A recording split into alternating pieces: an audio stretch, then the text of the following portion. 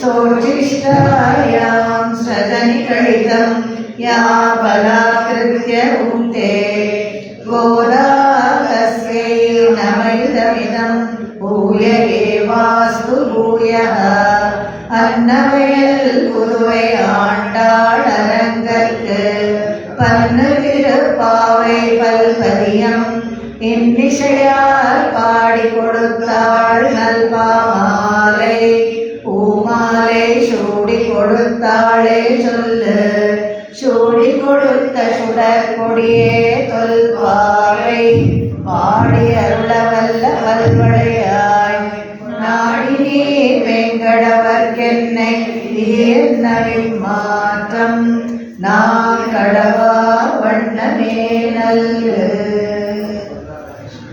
ನೆರೆದಿರ್ತಕ್ಕಂಥ ಎಲ್ಲ ಆತ್ಮಬಂಧುಗಳಿಗೆ ನನ್ನ ನಮಸ್ಕಾರಗಳು.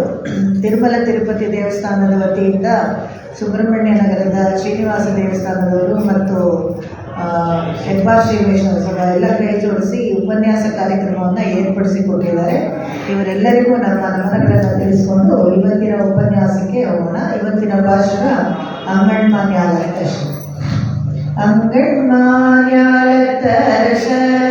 அபிமான பங்கமாய் வந்து நின் பள்ளிக்கட்டில் கீழே செங்கவிருப்பால் போர் வந்து தலை பெய்தோ கிண்கிணிவாய் செய்த தாமரை பூ போலே செங்கண் சிறு சிறிதே மேல் விழியாவோ திங்களும் ஆதித்யனும் எழுந்தார் போல் அங்கள் இரண்டும் கொண்டெங்கள் மேல் நோக்கியே எங்கள் மேல் சாபம் விழுந்தேரோ என்பாய்.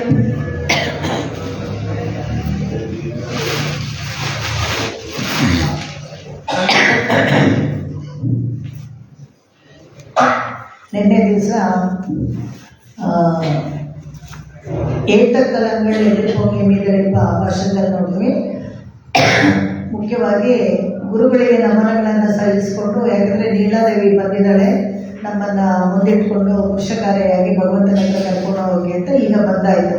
ಬಂದು ಒಳಗಡೆ ಹೇಗೆ ಭಗವಂತನ ಇದರಲ್ಲಿ ಪಲ್ಲಕ್ಕದ ಕೆಳಗಡೆ ಹೋಗಿ ನಮಸ್ಕಾರ ಮಾಡ್ತಾರೆ. ಮೊದಲು ಎಲ್ಲರಿಗೂ ಹೇಳ್ಕೊಟ್ಟಿದ್ದೆ ಕಾಲಿಂದ ನಮಸ್ಕಾರ ಮಾಡಬೇಕು ಅಂತ, ಅಡಿಯಿಂದ ಮುಡಿಯವರೆಗೆ ನಮಸ್ಕಾರ ಮಾಡಬೇಕು. ಯಾವಾಗಲೂ ದೇವಸ್ಥಾನಗಳೆಲ್ಲ ಹೋದರೆ ಅದೇ ತಿರುಪಾಣಾಡುವಾಗ ಕೂಡ ಹಾಗೆಯೇ ಹಾಡಿ ತೋರಿಸಿದ್ರು. ಅಮಲರಾದಿ ಬಿರಾಣಿನ ಪಾದಾದಿ ಕೇಶಮದಾಯ ಪಾಡಿತ್ತಂದ ಅಂತಲೇ ಹೇಳ್ತಾರೆ. ಹೇಗೆ ಭಗವಂತನನ್ನು ನಾವು ನಮಸ್ಕಾರ ಮಾಡಬೇಕಾದ್ರೆ ಮೊದಲು ಹೋಗಿ ಹೊರಗಡೆ ಹಾಗೆ ಪ್ರಾಕಾರದಲ್ಲಿ ನಾಯಕನಾಗಿನಿಂದ ತೋರಿಸಿದ್ರಲ್ಲ, ಅಲ್ಲಿ ಪ್ರಾಕಾರದಲ್ಲಿರುವಂಥ ಎಲ್ಲ ಕ್ಷೇತ್ರ ಪಾಲಕರಿಗೆ ನಮಸ್ಕಾರ ಮಾಡಿ ಗರುಡಗಮದ ಹತ್ರ ನಮಸ್ಕಾರ ಮಾಡಿಬಿಟ್ಮೇಲೆ ಒಳಗಡೆ ಹೋದ್ಮೇಲೆ ದೇವಸ್ಥಾನಗಳಿಗೆ ನಮಸ್ಕಾರ ಮಾಡಲೇಬಾರ್ದು. ಯಾವಾಗಲೂ ಅಲ್ಲಿ ಹೊರಗಡೆ ಏನು ಮಾಡ್ತೀವೋ ಅದೇನೇ ಭಗವಂತನಿಗೆ ಸಲ್ಲತ್ತೆ. ಅದೊಂದು ಅದಾದಮೇಲೆ ನಮಸ್ಕಾರ ಮಾಡಿ ಇವನ್ನೆಲ್ಲ ಎಣಿಸಿ ಮೊದಲು ಭಗವಂತನನ್ನು ನೋಡಬೇಕಾದ್ರೆ ನಾವು ಕಣ್ಣಲ್ಲಿ ಪೂರ್ತಿ ಕಾಲ ಹತ್ರ ನಾವು ದೃಷ್ಟಿ ಹೋಗಬೇಕು. ಕಾಲಿಂದ ಹಾಗೆ ಮೇಲಕ್ಕೆ ನೋಡ್ಕೊಂಡು ಬರಬೇಕು. ಯಾವಾಗಲೂ ಗೊತ್ತಿರಲ್ಲ ನಮಗೆ ಅಲಂಕಾರ ಎಷ್ಟು ಚೆನ್ನಾಗಿದೆ, ಅದು ಚೆನ್ನಾಗಿದೆ, ಡೆಕೋರೇಷನ್ ಚೆನ್ನಾಗಿದೆ, ಇದನ್ನೇ ನೋಡ್ಬಿಡ್ತೀವಿ. ಭಗವಂತನ ಕಾಲು ನೋಡಬೇಕು. ಕಾಲು ನಮ್ಮ ತಲೆ ಮೇಲೆ ಇರಬೇಕು ಯಾವಾಗಲೂ. ನಾವೆಲ್ಲ ಅದೋ ಲೋಕದಲ್ಲಿರೋರು, ಅಂದರೆ ಭಗವಂತ ಊರ್ಧ್ವ ಲೋಕದಲ್ಲಿರೋದು. ಇಡೀ ಪ್ರಕೃತಿ ಮಂಡಲ ಇದೆಯಲ್ಲ ಒಂದು ದೊಡ್ಡ ಎಗ್ ಥರ, ಅದು ಒಂಥರ ಎಲಿಪ್ಟಿಕ್ ಶೇಪ್ಗೆ ಒಂದು ಅಂಡಕಟಾಹ ಅಂತಾರಲ್ಲ ಆ ಥರ. ಮೇಲ್ಗಡೆ 14 ಲೋಕ, ಕೆಳಗಡೆ 14, ಒಟ್ಟು 7 ಲೋಕ, ಕೆಳಗಡೆ 7 ಲೋಕ, ಮಧ್ಯದಲ್ಲಿ ಮಧ್ಯಲೋಕ ನಾವಿರೋದು. ಈ ಅಂಡಕಟಾಹ ಅಂತ ಭೇದಿಸ್ಕೊಂಡು ಹೋದರೆ ಸಪ್ತಾವರಣ ಇರೋದು. ಸಪ್ತಾವರಣಕ್ಕೆ ದಾಟಿ ಭಗವಂತ ಇರೋದು. ಅಂದರೆ ಎಷ್ಟು ಮೇಲೆ ಇದ್ದಾನೆ ನೋಡಿ, ಉನ್ನತ ಸ್ಥಾನದಲ್ಲಿರೋನು. ನಮಗೆ ಮೊದಲು ಸಿಗೋದು ಅವನ ಕಾಲು. ಅದಕ್ಕೆ ಯಾವಾಗಲೂ ಕಾಲನ್ನು ಹಿಡ್ಕೊಳ್ಬೇಕು ಅಂತ. ಅದಕ್ಕೆ ಭಗವಂತನನ್ನು ನಮಸ್ಕಾರ ಮಾಡ್ತಾರೆ. ಯಾಕೆ ಕಾಲು ಹಿಡ್ಕೋಬೇಕು, ಯಾಕೆ ಕೆನ್ನೆ ಹಿಡ್ಕೊಳ್ಳಲ್ಲ, ಕಣ್ಣು ಹಿಡ್ಕೊಳ್ಳಲ್ಲ ಅಂದರೆ ನಮ್ಗೆ ಮೊದಲು ಸಿಗೋದು ಕಾಲು. ಆಮೇಲೆ ನಾವೆಲ್ಲ ಎಷ್ಟು ನೀಚರು ಅಂದರೆ ಅವನು ಕಾಲಲ್ಲಿ ಫಸ್ಟ್ ಮುಟ್ಟಿ ನಮ್ಮನ್ನು ಶುದ್ಧಿ ಮಾಡ್ಕೊಳ್ಬೇಕು. ಆ ಶುದ್ಧಿ ಮಾಡ್ಕೊಳ್ಳೋದ್ರೆ ಇಲ್ಲಿ ಅಂಗಣ್ಮಾನ್ಯಾಲಯ ಶ್ರೀರಾಮಾಶ್ರಮದಲ್ಲಿ ಕಣ್ಣು ದೃಷ್ಟಿ ಹೇಗೆ ಬಿಡಬೇಕು, ಭಗವಂತನನ್ನು ನಮ್ಮ ಮೇಲೆ ಹೇಗೆ ನೋಡಬೇಕು ಅನ್ನೋದನ್ನು ತೋರಿಸ್ತಾರೆ, ಕೇಳ್ಕೊಳ್ತಾರೆ. ತುಂಬ ಚೆನ್ನಾಗಿದೆ ಇದು. ಅಂಗಣ್ಮಾನ್ಯಾಲಯ ಅಭಿಮಾನ ಭಂಗಮಾಯ್ வந்து ನಿನ್ ಪಳ್ಳಿಕಟ್ಟಿಲ್ ಕೀழே. ನಾವೆಲ್ಲ ಅಭಿಮಾನವನ್ನು ತೋರ್ದು ಬಂದಿದ್ದೀವಿ ಅಂತ. ಈ ಭಾಷಣ ಇದೆಯಲ್ಲ, ನಂಬರ್ 22 ಈ ಪಾಶುರದ ನಂಬರ್ 22. ಎಷ್ಟು ಸೊಗಸಾಗಿ ಆಂಡಾಳು ಈ ನಂಬರ್ಗೆ ಜೋಡಿಸಿದಾಳೆ ಅಂತ ಹೇಳಿದ್ರೆ, ಅಭಿಮಾನ ಭಂಗಮಾಯ, ನಮ್ಮ ಅಹಂಕಾರಗಳನ್ನೆಲ್ಲ ಬಿಡಬೇಕು ಅಂತ. ಏನು ಅಹಂಕಾರ ಅಂದರೆ, ಅಹಂಕಾರ ಒಂದು ತತ್ವ, 24 ತತ್ವ ಅಂತ ನಾನು ಯಾವಾಗಲೂ ಹೇಳ್ತಾ ಇದ್ದಾರಲ್ಲ, ಪಂಚಭೂತಗಳು, ಪಂಚತನ್ಮಾತ್ರೆಗಳು, ಮತ್ತು ಪಂಚಕರ್ಮೇಂದ್ರಿಯಗಳು, ಪಂಚಜ್ಞಾನೇಂದ್ರಿಯಗಳು, ಮನಸ್ಸು, ಇದಿಷ್ಟು 21 ಆಯ್ತಲ್ಲ. ಅದಾದಮೇಲೆ ನೆಕ್ಸ್ಟ್ 22 ಅಹಂಕಾರ, ಮಹತ್ತು, ಪ್ರಕೃತಿ. ಈ ಅಹಂಕಾರದ ನಂಬರು 22. ಅದಕ್ಕೆ ಈ ಪಾಶುರನು ಅಷ್ಟು ಚೆನ್ನಾಗಿ 22nd ಪಾಶುರದಲ್ಲಿ ಅಭಿಮಾನ ಭಂಗಮಾಯ ಒಂದು ಅಂತ ಹೇಳ್ತಾರೆ. ಯಾರಿಗೆ ಏನೇನು ಅಭಿಮಾನ ಭಂಗ ಮಾಡಿದ್ರು, ಏನಿರುತ್ತೆ ಅಭಿಮಾನ ಭಂಗ ಆಗೋಕ್ಕೆ ಅಂದರೆ ಹಲವಾರು ಇರುತ್ತೆ. ಮದ, ಮೋಹ, ನಳಿಗಳು, ಶಾಣಗುಡ್ಯಗಳೆಲ್ಲನೂ ನಮಗೆ ಈ ಭೂಮಿನಲ್ಲಿರೋವರೆಗೂ ಪ್ರಕೃತಿ ಮಂಡಲದಲ್ಲಿ ಸತ್ವರಜಸ್ ತಮಸ್ಸಿಂದ ಆ ಗುಣಗಳೆಲ್ಲ ನಮ್ಮ ಸುತ್ತಲೂ ಇರೋದ್ರಿಂದ ನಾವು ಒಳ್ಳೆಯವರಾದರೂ ಯಾವಾಗಲೂ ಒಂದ್ಸತಿ ಆ ತಮಸ್ಸು ಜಾಸ್ತಿ ಆಗ್ಬಿಟ್ಟಾಗ ಸ್ವಲ್ಪ ವ್ಯತ್ಯಾಸವಾಗಿ ನಾವು ವರ್ತನೆ ಮಾಡ್ತೀವಿ. ಅವಾಗ ಅಹಂಕಾರ ತಲೆ ಎತ್ಕೊಳ್ಳೋದು. ಈ ಅಹಂಕಾರಗಳು ಭಗವಂತನ ಹತ್ರ ನಮ್ಮನ್ನು ಹೋಗದೇ ಇರೋ ಥರ ತಡೆಯುವಂಥ ವಿಷಯಗಳು 8 ವಿಷಯ ಹೇಳ್ತಾಳೆ. ಅದನ್ನು ನಾವು ನೋಡ್ಕೊಳ್ಬೇಕು. ಒಂದು ಶರೀರ ಆತ್ಮ ಭ್ರಮೆ. ನೆನ್ನೆ ಕೂಡ ಅವಾಗವಾಗ ಹೇಳ್ತಾ ಇರ್ತೀವಿ, ಯಾಕೆಂದರೆ ಇದನ್ನು ಕೇಳೋವರೆಗೂ ನಮ್ಗೆ ಇರುತ್ತೆ, ಅಲ್ಲಿಂದ ಹೊರಟೋದ್ಮೇಲೆ ಮರ್ತೋಗ್ಬಿಡುತ್ತೆ. ಅದಕ್ಕೆ ಇದನ್ನು ಚೆನ್ನಾಗಿ ಮನದಟ್ಟು ಮಾಡ್ಕೊಳ್ಬೇಕು. ಭಗವಂತನ ಹತ್ರ ಹೋಗಬೇಕಾದ್ರೆ ನಮ್ಮ ಶರೀರ ಮತ್ತು ನಮ್ಮ ಆತ್ಮ ಬೇರೆ ಅನ್ನೋದನ್ನು ನಾವು ಚೆನ್ನಾಗಿ ತಿಳ್ಕೊಳ್ಬೇಕು. ಅದು ಯಾವಾಗ ನಾವು ಗುರುತಿಸ್ಕೊಳ್ತೀವೋ ಅದೇನೇ ಸ್ವರೂಪ ಜ್ಞಾನ. ಆತ್ಮನೇ ಸೂಕ್ಷ್ಮ ರೂಪದಲ್ಲೇ ನಾವು ಭಗವಂತನ ಹತ್ರ ಹೋಗಿ ಯಾವಾಗಲೂ ನಾವು ಅವನಿಗೆ ಸೇವೆ ಮಾಡಬೇಕಾದ್ರೆ, ವೈಕುಂಠದಲ್ಲಿ ಹೋದಾಗ ಸೂಕ್ಷ್ಮ ರೂಪದಲ್ಲೇ ಹೋಗೋದು. ವೈಕುಂಠಕ್ಕೆ ಹೋಗಲಿಲ್ಲ ಅಂದ್ಕೊಳ್ಳಿ ಒಂದು ಪಕ್ಷ, ನರಕಕ್ಕೆ ಸ್ವರ್ಗಕ್ಕೆ ಹೋದರೂ ಸೂಕ್ಷ್ಮ ರೂಪದಲ್ಲೇ ಹೋಗೋದು. ಆದರೆ ಅಲ್ಲಿ ಆ ಸೂಕ್ಷ್ಮ ರೂಪದಲ್ಲಿ ಹೋದಾಗಲೂ ಸ್ವರ್ಗದಲ್ಲಿ ಸುಖವನ್ನೇ ಆಗಲಿ ಅಥವಾ ನರಕದಲ್ಲಿ ದುಃಖವನ್ನೇ ಅನುಭವಿಸುವಾಗ ಅದಕ್ಕೆ ಒಂದು ಪನಿಷ್ಮೆಂಟ್ ಶರೀರ ಕೊಡ್ತಾರೆ. ಆ ಪನಿಷ್ಮೆಂಟ್ ಶರೀರ ತಗೊಂಡು ಅದನ್ನ ಅನುಭವಿಸೋಕ್ಕೆ ಅಂತಲೇ ನೋವು ನಮಗೆ ಗೊತ್ತಾಗುತ್ತೆ. ಸೂಕ್ಷ್ಮವಾಗಿದ್ದರೆ ಕೂಡ ನರಕದಲ್ಲಿ ಆ ಏನೇನು ಶಿಕ್ಷೆ ಕೊಡ್ತಾರೋ ಆ ನೋವು ನಮಗೆ ಅನುಭವಕ್ಕೆ ಬರುತ್ತೆ. ಅದೇ ಥರ ಅಮರಾವತಿಲಿದ್ದಾಗಲೂ ಅಷ್ಟೇ ಆ ಸೌಖ್ಯ, ಆ ಸುಖ ನಮಗೆ ಅನುಭವಕ್ಕೆ ಬರೋ ಥರ ಅದನ್ನು ಅನುಭವಿಸೋಕ್ಕೆ ಅಂತ ಒಂದು ಶರೀರ ಕೊಡ್ತಾರೆ. ವೈಕುಂಠದಲ್ಲಿ ಏನಪ್ಪ ಅಂದರೆ ಗಿರಿಜಾ ನದಿಯಲ್ಲಿ ಆದಮೇಲೆ ಎಲ್ಲ ಜೀವಾತ್ಮ ಸ್ವರೂಪದಲ್ಲೇ ಇರುತ್ತೆ. ಆ ಸ್ವರೂಪ ಭಗವಂತನನ್ನು ಸೇವೆ ಮಾಡ್ತಾರೆ. ಏನು ಸೇವೆ ಮಾಡ್ತಾರೆ? ಏನೂ ಇಲ್ಲ. ಭಗವಂತ ಅಹಮನ್ನದು ಇದು ವೇದಗಳು, ಸಾಮವೇದ ಹೇಳ್ತಾರೆ. ಭಗವಂತ ನಮಗೆ ಅನ್ನ ಅಂತೆ, ನಾವು ಭಗವಂತನಿಗೆ ಅನ್ನ ಅಷ್ಟೇ. ಏನಂದರೆ ಅವ್ರು ನೋಡೋದೇನೆ, ಕಣ್ಣಿಂದ ನೋಡೋದೇ ಆನಂದನೇ ಆ ಬ್ರಹ್ಮಾನಂದ. ಭಗವಂತನನ್ನು ನೋಡ್ತಾನೇ ಇರಬೇಕು ನಾನ್ ಸ್ಟಾಪ್. ಬೇಜಾರಾಗೋದಿಲ್ಲ ಅಂದರೆ ನವೋ ಇತಿ ನವಃ ಹೊಸದಾಗಿ ಕಾಣಿಸ್ತಾ ಇರ್ತಾನೆ. ಎವ್ರಿ ಟೈಮ್ ನೀವು ನೋಡಬೇಕಾದ್ರೂ ದಿನ ನೆನ್ನೆ ನೋಡಿದ್ದೇನೆ ಅದೇನಾ ಅಂತಿಲ್ಲ, ಹೊಸದಾಗಿ ಕಾಣಿಸ್ತಾ ಇರ್ತಾನಂತೆ. ಅವನಲ್ಲಿ ನಮಗೆ ಆಸಕ್ತಿನೂ ಹಾಗೆ ಹೊಸದಾಗಿ ಬರೋ ಥರ ಮಾಡ್ತಾನೆ ಭಗವಂತ. ಹಾಗೆ ಒಬ್ರಿಗೂ ಬೇಜಾರಾಗೋದಿಲ್ಲ, ಯಾರೂ ವಾಪಸ್ಸು ಬರೋದೇ ಇಲ್ಲ. ವೇದಾಂತ ದೇಶಿಕರು ಹೇಳ್ತಾರೆ, ಈ ಏಟಿ ವೈದ್ಯ ಏಟಿ ವಾಂಗಿ ಅಂತ ನಮ್ಮನ್ನೆಲ್ಲ ಹತ್ತಿಸ್ಕೊಂಡ್ಬಿಡ್ತಾರಂತೆ. ಅಲ್ಲಿಗೆ ಹತ್ತಿಸ್ಕೊಂಡ್ಬಿಟ್ಟು ಏಣಿನ ತೆಗೆದ್ಬಿಡ್ತಾರ. ಅಂದರೆ ವಾಪಸ್ there is no one way traffic. ಮೇಲೆ ಮಾತ್ರ ಹೋಗ್ತೀವಿ, ವಾಪಸ್ ಏನು ಕಳಿಸ್ಬಿಡಲ್ಲ ನಮ್ಮನ್ನು. ಅವನಾಗಿ ಏನು ಕಳಿಸಲ್ಲ, ನಾವಾಗ ಏನಾದರೂ ಅವನು ಡೆಪ್ಟೇಷನ್ ಕಳಿಸ್ಬೋದು. ಬೇಕಾದ್ರೆ ನೀವು ಹೋಗಿ ಭೂಮಿಲಿರೋರಿಗೆಲ್ಲ ನನ್ನ ವಿಷಯ ಸ್ವಲ್ಪ ತಿಳಿಸ್ಬಿಟ್ಟು ಬನ್ನಿ ಅಂತ ಬೇಕಾದ್ರೆ ಹೇಳ್ಬೋದೇನೋ, ಆ ಥರ ಹೇಳ್ಬೋದೇನೋ. ಅದು ಬಿಟ್ಟರೆ ನಾವು ಬರೋಕ್ಕೆ ಇಷ್ಟಪಡಲ್ಲ. ಅಯ್ಯೋ ಹೊರಟೋಗ್ಬಿಟ್ಟಿದ್ವಲ್ಲ, ಮೋಕ್ಷದಲ್ಲಿ ಬೇಜಾರಾಗತ್ತೆ ಅಂದರೆ ಬೇಜಾರಾಗಲ್ಲ, ಕೈವಲ್ಯದಲ್ಲಿ ಬೇಜಾರಾಗತ್ತೆ, ಮೋಕ್ಷದಲ್ಲಿ ಬೇಜಾರಾಗಲ್ಲ. ಇಲ್ಲಿ ಶರೀರಾತ್ಮ ಭ್ರಮೆ ಅನ್ನೋದು ಒಂದು, ಸ್ವತಂತ್ರಾತ್ಮ ಭ್ರಮೆ ಅನ್ನೋದು ಒಂದು. ಇನ್ನೊಂದು ನಮ್ಮನ್ನು ನಾವೇ ಕಾಪಾಡ್ಕೊಳ್ತೀವಿ ಅಂತ ಗಜೇಂದ್ರ ತಾನೇ ಎಲ್ಲ ಬಿಡಿಸ್ಕೊಳ್ಕೆಲ್ಲ ನೋಡ್ತಿದ್ರೆ, ಆ ಥರ ನಾವು ಎಷ್ಟೋ ಸಿಚುವೇಶನ್ ನಾವು ನೋಡ್ತೀವಿ. ಭಗವಂತನ ಸಂಕಲ್ಪದಿಂದಲೇ ಎಲ್ಲ ಆಗ್ತಾ ಇದೆ ಅಂತ ಮರೆತುಬಿಟ್ಟು ನಮ್ಮನ್ನು ನಾವು ಕಾಪಾಡ್ಕೊಳ್ತೀವಿ. ಸ್ವತಂತ್ರಾತ್ಮ ಭ್ರಮೆ ಅಂತ ಹೇಳ್ತಾರೆ ಇದನ್ನು. ಆಮೇಲೆ ಅನ್ಯಶೇಷಿತ್ವ. ಎಲ್ಲ ಗೊತ್ತಾಗಿನೂ ಭಗವಂತನೇ ಅವನು ಎಲ್ಲರಿಗಿಂತ ದೊಡ್ಡವನು ಅಂತ ಗೊತ್ತಿದ್ರೆ ಕೂಡ ಗಂಟು ದೇವರಿಗೆಲ್ಲ ಮುಗಿ ಬೀಳೋದು. ಯಾವಾಗಲೂ ಅಷ್ಟೇ, ಏನೋ ಒಂದು ತೊಂದರೆ ಬಂದರೆ ಕರ್ಮದಿಂದ ಆಗಿದೆ, ಇದರಿಂದ ಬಂದಿದ್ದು ಅನಾನುಕೂಲ ಅಂತ ಗೊತ್ತಾಗೋದಿಲ್ಲ. ಅವಾಗ ಯಾರು ಏನು ಹೇಳ್ತಾರೋ ಅದರೆಲ್ಲ ಮಾಡಿ. ಇದಕ್ಕೆ ಅನ್ಯಶೇಷಿತ್ವ ಅಂತ ಹೇಳ್ತಾರೆ. ಯಾರಾದರೂ ಸ್ವಲ್ಪ ಬೇರೆ ಇದು ಹಾಗೆ ಇದು. ಆಮೇಲೆ ಇದು ಇತರ ಬಂಧುಗಳ ಸಹಾಯಕ್ಕಿದ್ದಾರೆ ನಮಗೆ. ಈ ಭಗವಂತನಲ್ಲಿ ಒಂದು ನಾವು ನೋಡ್ತೀವಿ. ಯಾಕೆ ಭಗವಂತ ಏನಪ್ಪ ಅಂತ ಹೇಳಿದ್ರೆ ನಿರ್ಹೇತುಕ ಬಂಧು ಅಂತ ಹೇಳಿದ್ರೆ ನಮಗೆ ನಮ್ಮಿಂದ ಏನು ಎದುರು ನೋಡದೆ ಇರುವಂಥ ಒಂದು ಸಂಬಂಧ ನಮಗೂ ಭಗವಂತನಿಗೂ ಇರುವಂಥದ್ದು. ನಮ್ಮಿಂದ ಏನೂ ಆಗಬೇಕಾಗಿಲ್ಲ ಅವನಿಗೆ. ಯಾಕೆ ನಾನಾ ವಕ್ತವ್ಯ ಕೃಷ್ಣ ಕೇಶು ಕಿಂಚನ ಯಾವ ಮೂರು ಲೋಕದಿಂದಲೂ ಅವ್ನಿಗೇನು ಆಗಬೇಕಾಗಿಲ್ಲ. ಅವನು ನಮಗೆ ಸಹಾಯ ಮಾಡ್ತಾನೆ. ಹೇಗೆ ಅಂದರೆ ನಿರ್ಹೇತುಕವಾಗಿ ನಮ್ಮಲ್ಲಾಗ ಏನು ಎದುರು ನೋಡದೆ ಸಹಾಯ ಮಾಡ್ತಾನೆ. ಆದರೆ ಇಲ್ಲಿ ಬಂಧುತ್ವ ಅಂತ ಇದ್ದಾಗ ನಾವು ನೋಡ್ತೀವಿ, ಇತರೆ ಬಂಧುಗಳ ಸಹಾಯ ಮಾಡಿದಾಗ ಅವರಲ್ಲಿ ಏನೋ ಒಂದು ಟ್ರಾನ್ಸಾಕ್ಷನ್ ಥರ ಇರುತ್ತೆ. ನಾವು ಅವರನ್ನು ಚೆನ್ನಾಗಿ ನೋಡ್ಕೊಂಡ್ರೆ ಅವ್ರು ನಮ್ಮನ್ನು ಚೆನ್ನಾಗಿ ನೋಡ್ಕೊತಾರೆ. ಈ ಥರದ್ದೆಲ್ಲ ಒಂದು ಇರೋದು ಇದು.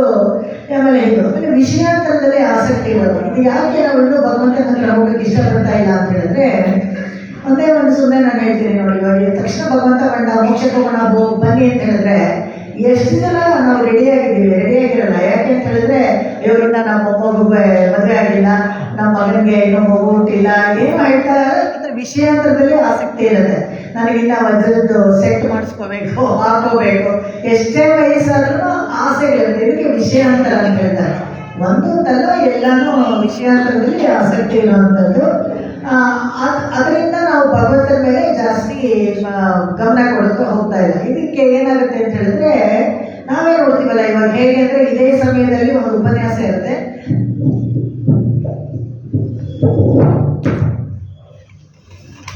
ಆ ಉಪನ್ಯಾಸದ ಸಮಯದಲ್ಲೇ ಬೇರೆ ಎಲ್ಲಾದರೂ ಒಂದು ಟಿ ವಿ ಪ್ರೋಗ್ರಾಮು ಅಥವಾ ಟಿ ವಿನಲ್ಲಿ ಕಂಟಿನ್ಯೂಸ್ ಆಗಿ ಸೀರಿಯಲ್ ಬರ್ತಾಯಿದ್ರು. ಅಯ್ಯೋ ಆ ಸೀರಿಯಲ್ ಬಿಟ್ಬಿಟ್ಟು ಹೇಗಪ್ಪ ಹೋಗೋದು. ವಿಷಯಾಂತರ ನಿಮ್ಮನ್ನು ಹೇಗೆ ಅದು ಆಕರ್ಷಣೆ ಮಾಡುತ್ತಲ್ಲ ಬೇರೆ ವಿಷಯಗಳು, ಅದರಿಂದ ಈ ಥರ ಆಗುತ್ತೆ. ಇವಾಗ ಭಾನುವಾರಗಳಾದರೆ, ಶನಿವಾರಗಳಾದರೆ ಬೇರೆ ವಿಷಯಗಳು ಆಕರ್ಷಣೆ ಮಾಡೋಕ್ಕೆ ನಮಗೆ ಎಷ್ಟೊಂದು ವಿಷಯಗಳಿರುತ್ತಲ್ಲ, ಅದರಿಂದ ನಮಗೆ ಭಗವಂತನಿಗೆ ಸಮಯ ಕೊಡೋಕ್ಕಾಗೋದು.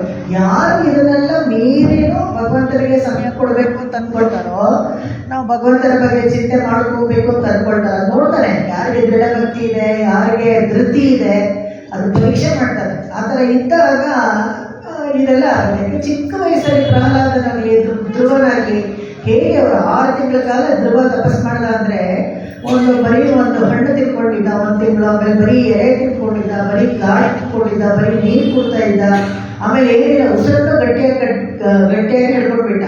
ಈ ಥರ ಒಂದು ಸಣ್ಣ ಮಗು ಎಷ್ಟು ಧೃತಿಯಿಂದ ಹೇಗೆ ತಪಸ್ ಮಾಡುತ್ತೆ ಅಂತ ಹೇಳಿದ್ರೆ ಪರೀಕ್ಷೆ ಮಾಡ್ತಾನೆ ಭಗವಂತ. ಅದು ವಿಷಯಾಂತರದಲ್ಲಿ ನಮಗೆ ಆಸಕ್ತಿ ಇದ್ದರೆ ನಮಗೆ ಮನಸ್ಸು ಆ ಕಡೆ ಹೋಗುತ್ತೆ, ಸಮಯ ಹೊರಟೋಗುತ್ತೆ. ಅದೇ ಜೀವನ ಎಲ್ಲ ಸಂಪಾದಿಸ್ತಾನೇ ಇದ್ದರೆ ಯಾವಾಗ ನೀವು ಅದನ್ನು ಅನುಭವಿಸೋದು. ಒಂದು ಚೈನೀಸ್ ಝೆನ್ ಕತೆ ಹೇಳೋದು ಯಾವಾಗಲೂ ತುಂಬ ಚೆನ್ನಾಗಿದೆ. ಕೆಲವೆಲ್ಲ ಝೆಡ್ಡಿ ಅನ್ನೋದ್ರ ಕತೆಗಳೆಲ್ಲ ಹೇಗೆ ಅಂದರೆ, ಒಬ್ಬರು ತುಂಬ ಬಡತನದಲ್ಲಿ ಇರ್ತಾರೆ ಅವರು. ಆವಾಗ ಅವ್ರಿಗೆ ತುಂಬ ದೇವತೆಗಳೆಲ್ಲ ಪ್ರತ್ಯಕ್ಷ ಆಗೋದು ಅದೆಲ್ಲ ಅವರು ತುಂಬ ನಂಬ್ತಾರೆ. ಅವಾಗ ಅವ್ರ ಮನೆ ಯಜಮಾನಿ ಹೇಳ್ತಾರೆ, ನೀವು ಯಾಕೆ ಹಿಮಾಲಯದ ಉಚ್ಚಿನಲ್ಲಿ ಹೋಗ್ಬಿಟ್ಟು, ಅವರು ಹಿಮಾಲಯ ನಮಗೂ ಅವ್ರಿಗೂ ಕಾಮನ್, ಬೇಗ ಹೋಗಿ ತಪಸ್ ಮಾಡ್ಕೊಂಡು ಬರಬಾರ್ದು, ಅಲ್ಲಿ ಹೋಗಿ ನೀವು ಏನಾದರೂ ಕೇಳ್ಕೊಂಡು ದುಡ್ಡು ಸಂಪಾದಿಸ್ಕೊಂಡು ಬರಬಾರ್ದು. ಸರಿ ಇವನು ಹೋಗ್ತಾನೆ. ಹೋಗ್ಬಿಟ್ಟು ಒಂದು 6 ತಿಂಗಳ ಕಾಲ ಅಲ್ಲಿ ಇರ್ತಾರಂತೆ. ಇದ್ಬಿಟ್ಟು ಎಲ್ಲ ದೇವತೆ ಪ್ರತ್ಯಕ್ಷ ಆಗ್ತಾಳೆ. ಏನು ಅಂದರೆ ಒಂದು ಚೀಲ ಕೊಡ್ತಾಳೆ ಅವರು. ಒಂದು ಚೀಲ, ನೀವು ದಿನ ಬೆಳಗ್ಗೆ ಇದರಲ್ಲಿ ಕೈ ಹಾಕಿದ್ರೆ ನಿನಗೆ ಒಂದು ಚಿನ್ನದ ನಾಣ್ಯ ಸಿಗುತ್ತೆ. ನಿನಗೆ ಎಷ್ಟು ಬೇಕೋ ಅಷ್ಟು ಪ್ರತಿದಿನ ನೀನು ತೊಗೊಂಡ್ಬಿಡೋದು.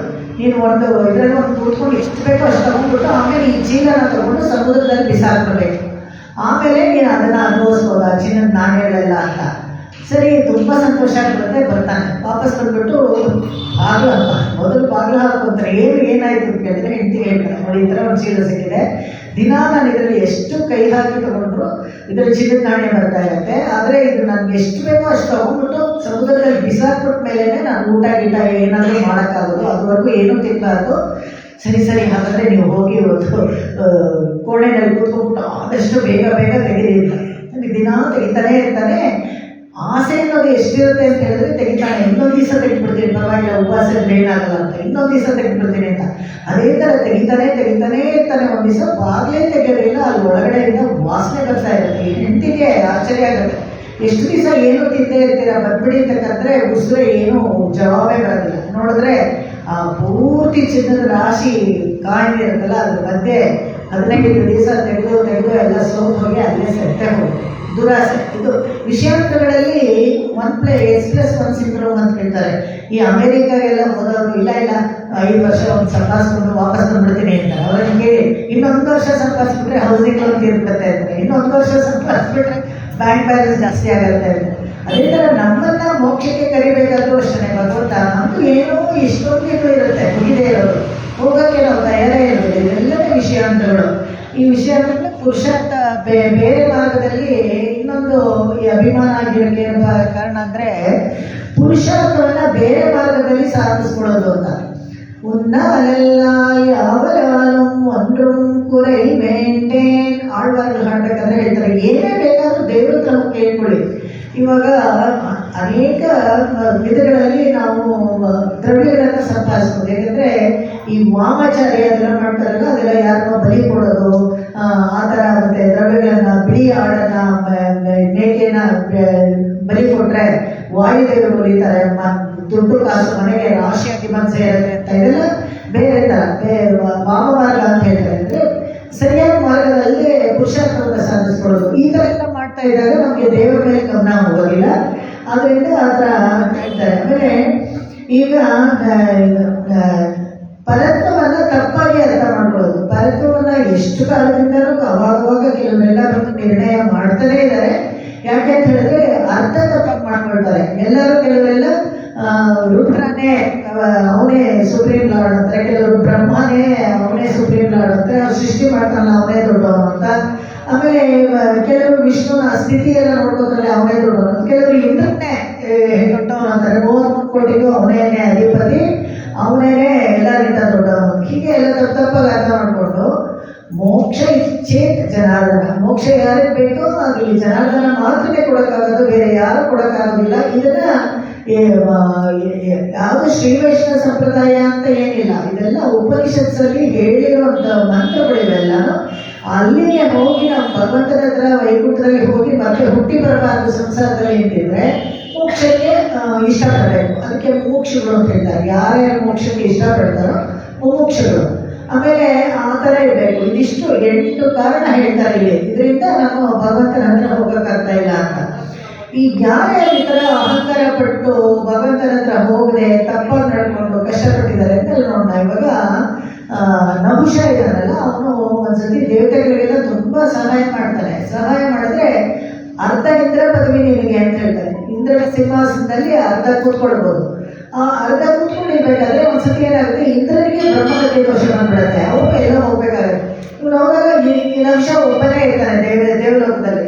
ಆ ನಹುಷ ಒಬ್ಬನೇ ಇದ್ದಾಗ ಏನು ಮಾಡ್ತಾನೆ, ಅವನಿಗೆ ಈ ಸಚಿದೇವಿ ಮೇಲೆ ಆಸೆ ಬಂದ್ಬಿಡುತ್ತೆ. ಇವ್ರು ಯಾಕೆ ನನ್ನ ಹೆಂಡತಿ ಥರ ನಾನು ಉಪಯೋಗಿಸ್ಕೊಳ್ಬಾರ್ದು ಅಂತ ಕೇಳ್ತಾನೆ. ಅವಾಗ ಸಚಿದೇವಿ ಓಡ್ ಹೋಗಿ ಬೃಹಸ್ಪತಿಗಳಿಗೆ ಹತ್ರ ಕೇಳ್ಕೊಳ್ತಾಳೆ, ಇವಾಗ ನೋಡಿ ಈ ಥರ ಮಾಡ್ತಾ ಇದ್ದಾರೆ, ನನಗೆ ಭಯ ಆಗ್ತಾ ಇದೆ, ನಮ್ಮ ಯಜಮಾನರು ಬೇರೆ ಬ್ರಹ್ಮಹತ್ಯೆ ದೋಷ ಕಲ್ಕೊಳಕ್ಕೆ ಹೋಗಿದ್ದಾರೆ, ಏನು ಮಾಡೋದು, ಇದು ಸರಿಯಲ್ಲ ಅಲ್ವಾ ಅಂತ ಹೇಳಿದ್ರೆ, ಸರಿ ನೀನು ಏನು ಯೋಚನೆ ಮಾಡಿಲ್ಲ, ನೀನು ರೆಡಿಯಾಗಿರ್ತೀನಿ ಅಂತ ಹೇಳ್ಬಿಡು, ಅವನಿಗೆ ಒಂದು ಪಲ್ಲಕ್ಕಿನಲ್ಲಿ ಬರಬೇಕು, 7 ಋಷಿಗಳು ಒಂದು ಪಲ್ಲಕ್ಕಿನಲ್ಲಿ ನಿನ್ನ ತಗೊಂಡು ಬಂದರೆ ಮಾತ್ರನೇ ನಾನು ನಿನ್ನ ಹತ್ರ ಬರ್ತೀನಿ ಅಂತ ಹೇಳು ಅಂತ ಹೇಳ್ತಾರೆ. ಸರಿ, 7 ಋಷಿಗಳು ತಗೊಳ್ತಾರೆ. ಅದರಲ್ಲಿ ಒಬ್ಬನೇನು ಮಾಡ್ತಾರೆ, ಅಗಸ್ತ್ಯರು ಸ್ವಲ್ಪ ಕುಳ್ಳು, ಅಗಸ್ತ್ಯರು ಸ್ವಲ್ಪ ಕುಳ್ಳು ಒಂದು ಕಡೆಗೆ ಪಲ್ಲಕ್ಕಿನ ಅವ್ರನ್ನ ಹಾಕ್ಬಿಡ್ತಾರೆ. ಅದು ಕುಂತ್ಕೊಂಡು ಹೋಗ್ತಾ ಇರುತ್ತೆ ಪಲ್ಲಕ್ಕಿ. 4 ಜನ ಋಷಿಗಳು ತಗೊಂಡು ಹೋಗ್ತಾರೆ, ಕುಂತ್ಕೊಂಡು ಹೋಗ್ತಾ ಇರುತ್ತೆ.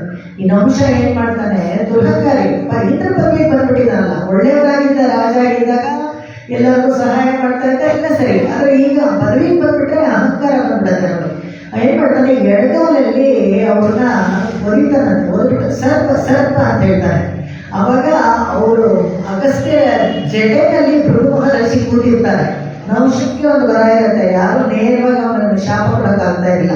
ಅದಕ್ಕೆ ಭೃಗುಮಹರ್ಷಿ ಅವನ ಜಡೆಯಲ್ಲಿ ಬಚ್ಚಿಟ್ಕೊಂಡು ಅವನಿಗೆ ನೀನು ಸರ್ಪವಾಗಿ ಹೋಗ್ಬಿಡು ಅಂತ ಶಾಪ ಕೊಡ್ತಾರೆ. ದೊಡ್ಡ ಹೆಬ್ಬಾವಾಗಿ ಬಂದ್ಬಿಡ್ತಾನೆ ಅವನು. ಆಮೇಲೆ ಅದು ಒಂದು ಯಾವುದೋ ಒಂದು ಹಳೆಯ ಬಾವಿನಲ್ಲಿ ಬಿದ್ದಿರುತ್ತೆ. ದ್ವಾಪರ ಯುಗದಲ್ಲಿ ತಪ್ಪು ಕ್ಷಮಾಪಣೆ ಕೇಳ್ಕೊಳ್ತಾನೆ. ದ್ವಾಪರ ಯುಗದಲ್ಲಿ ಕೃಷ್ಣಾವತಾರ ಆದಾಗ ಅವನಿಗೆ ಶಾಪ ವಿಮೋಚನೆ ಆಗುತ್ತೆ. ಈ ಥರ ಅಹಂಕಾರದಿಂದ ಕೆಟ್ಟು ಹೋಗ್ಬಿಡ್ತೀವಿ, ಭಗವಂತನ ದಾರಿ ಮಾಡ್ಬಿಡ್ತೀವಿ. ಅದೇ ಥರ ಇಂದ್ರನೂ ನಾವು ನೋಡ್ತೀವಿ. ಇಂದ್ರ ದೂರ್ವಾಸರು ಆಹಾರ ಕೊಟ್ಟಾಗ ಅದನ್ನು ಆನೆಗೆ ಹಾಕ್ಬಿಟ್ಟು ಎಲ್ಲವನ್ನ ಕಳ್ಕೊಂಡ್ಬಿಟ್ಟ. ಸೊ ಅವಾಗ ಮತ್ತೆ ತಿರ್ಗ ದಟ್ಟದರಿದ್ರನಾಗಿ ಆಮೇಲೆ ಎಲ್ಲ ದೇವತೆಗಳ ಸಹಾಯದಿಂದ ಸಮುದ್ರ ಮಾಡಿ ಮತ್ತೆ ಎಲ್ಲವನ್ನ ಪಡ್ಕೊಂಡ. ಅಹಂಕಾರ ಅನ್ನೋದು ಎಷ್ಟು ಕೆಟ್ಟದ್ದು ನೋಡಿ, ಎಷ್ಟು ಕಂಪೋಸ್ ಆಗಿರಬೇಕು. ಯಾವುದೇ ಧನ ಮದ, ವಿದ್ಯೆ ಮದ, ಮತ್ತೆ ಸೌಂದರ್ಯ ಮದ, ಇವೆಲ್ಲ ಕುಲ ಮದ, ಎಲ್ಲ ಒಳ್ಳೆ ಕುಲದಲ್ಲಿ ಹುಟ್ಟಿರ್ತೀವಿ ಅಂತ ಏನು ಹೆಚ್ಚುಗಾರಿಕೆ ಏನಿಲ್ಲ. ಆ ಥರ ಇದು ನಡ್ಕೊಳ್ಬೇಕು. 4 ಜನ ನಮ್ಮ ಮರ್ಯಾದೆ ಕೊಡಬೇಕು ಅಂತ ಹೇಳಿದ್ರೆ ಉತ್ತಮ ಕುಲದಲ್ಲಿ ಹುಟ್ಟಿದವರು ಎಲ್ಲರೂ ನಮ್ಮನ್ನು ಮೆಚ್ಕೊಳ್ಳೋ ಥರ ನಾವು ಇರಬೇಕು. ಆ ಥರ ಇಲ್ಲದೆ ಅವ್ರು ಏನು ಪ್ರಯೋಜನ? ಬರೀ ಕುಲದಲ್ಲಿ ಹುಟ್ಟಿದ ಮಾತ್ರಕ್ಕೆ ಒಳ್ಳೆಯದಾಗ್ಬಿಡ್ತಾರೆ, ಏನಿಲ್ಲ. ಆ ಥರ ಈ ಭಗವಂತನ ಹತ್ರಕ್ಕೆ ನಾವು ಹೋಗ್ಬೇಕಾದ್ರೆ ಈ ಅಹಂಕಾರ ಮಮಕಾರಗಳೆಲ್ಲ ಹೋಗ್ಬೇಕು. ಅದಕ್ಕೆ ಅಂಗಡ್ಮಾನ್ಯಾಲತ ಅರಸರ್ ಅಂತ ಹೇಳ್ತಾರೆ. ಇದೇ ಥರ ರಾವಣ ಕೂಡ ಅಷ್ಟೇ, ಯಾರ ಮಾತು ಕೇಳಲಿಲ್ಲ, ಮಂಡೋದರಿ ಮಾತು ಕೇಳಲಿಲ್ಲ, ಕುಂಭಕರ್ಣನ ಮಾತು ಕೇಳಲಿಲ್ಲ, ಯಾರ ಮಾತು, ವಿಭೀಷಣನ ಮಾತು, ಒಬ್ಬರ ಮಾತು ಕೇಳೋದಿಲ್ಲ. ಕೊನೆಗೆ ಮಾಲ್ಯವಾನ್ ಅವರು ಕೂಡ ಹೇಳ್ತಾರೆ, ನಮಗೆ ಈ ರಾಮನ ಪರಿಚಯ ಇದೆ, ಇವನು ನಾರಾಯಣನ ಅವತಾರ, ಇವನು ಬೇಡ ಕೊಟ್ಟರು ಅಂತ ಕೇಳ್ತಾರೆ. ಅದು ಒಪ್ಕೊಳ್ಳೋದಿಲ್ಲ. ಹಾಗೆ ಅಹಂಕಾರ ತಡೆಯುತ್ತೆ. ಭಗವಂತನ ಹತ್ರ ಹೋಗಿ ನಾವು ಅವನಿಗೆ ಶರಣಾಗತಿ ಮಾಡಿಕೊಳ್ಳದೆ ಇರೋದಕ್ಕೆ ಕಾರಣವೇ ಇದು ಅಹಂಕಾರ, ಮಮಕಾರಗಳು. ಅಂದ್ಕೊಂಡು ಹೇಗೆ ನಾವೆಲ್ಲ ಬಂದಿದ್ದೀವಿ ಅಂತ ಈ ಹಾಡಲ್ಲಿ ಹೇಳ್ತಾರೆ ಅಂತ ಹೇಳಿದ್ರೆ, ಉಳ್ಪಳ್ಳಿ ಗಟ್ಟಿ ಕೀಳೆ. ಈ ರಾಜಗಳೆಲ್ಲ ಯಾವಾಗಲೂ ಯುದ್ಧದಲ್ಲಿ ಸೋತವ್ರು ಏನ್ ಮಾಡ್ತಾರೆ, ಶರಣಾಗತಿ ಮಾಡ್ಕೊಳ್ತಾರೆ. ಎಲ್ಲ ಹೋಗಿ ರಾಜನ ಸುತ್ತಲೂ ಮಂಡಿ ಇಟ್ಕೊಂಡು ನಮಸ್ಕಾರ ಮಾಡಿ ನಮ್ಮನ್ನ ನೀವೇ ಕಾಪಾಡಬೇಕಂದ್ರೆ ಸಾಯಿಸೋಕ್ಕೂ ತಯಾರಾಗಿರ್ತಾರೆ, ಸಾಯಿಸ್ಬಿಡ್ಬೋದು ಅವರು. ಅಂದ್ರೆ ಅದನ್ನ ಸಾಯಿಸದೇ ಇರೋ ಥರ ಮಾಡ್ಬೇಕಾದ್ರೆ ಮಂಡಿ ಇಟ್ಕೊಂಡು ಅವ್ರು ಕ್ಷಮಾಪಣೆ ಬೇಳ್ಕೊಡ್ಬೇಕು. ಇವತ್ತು ಯಾಕೋ ಮೈತಾಸುರ ಅವಳಿ ಆಗ್ಬಿಡ್ತೇನೆ. ಹಾಗೆ ಇದು ಆ ಥರ ಮಂಡಿ ಇಟ್ಕೊಂಡು ಕ್ಷಮಾಪಣೆ ಕೇಳ್ಕೊಡ್ಬೇಕು. ಇಲ್ಲಿ ಇದು ಭಾಗವತದ ಒಂದು ಕಥೆಯನ್ನು ಇಲ್ಲಿ ಹೇಳ್ತಾರೆ. ಹೇಗೆ ಅಂತ ಹೇಳಿದ್ರೆ, ಅಯುಧೇದ್ವೇ ಸತ್ಯಾಗತ್ವಾ ಲೀಲೆಯ ಎಂದಿ ನಿರ್ಜಿತಾತೆ ನಿರ್ಗತ ಗಿರಿದ್ರೋಣ ಮಲಿನಾ ಬಲವಾಸಸ. ಭಾಗವತವನ್ನು ತುಂಬಾ ಕೇಳ್ತಾ ಇದ್ಲು.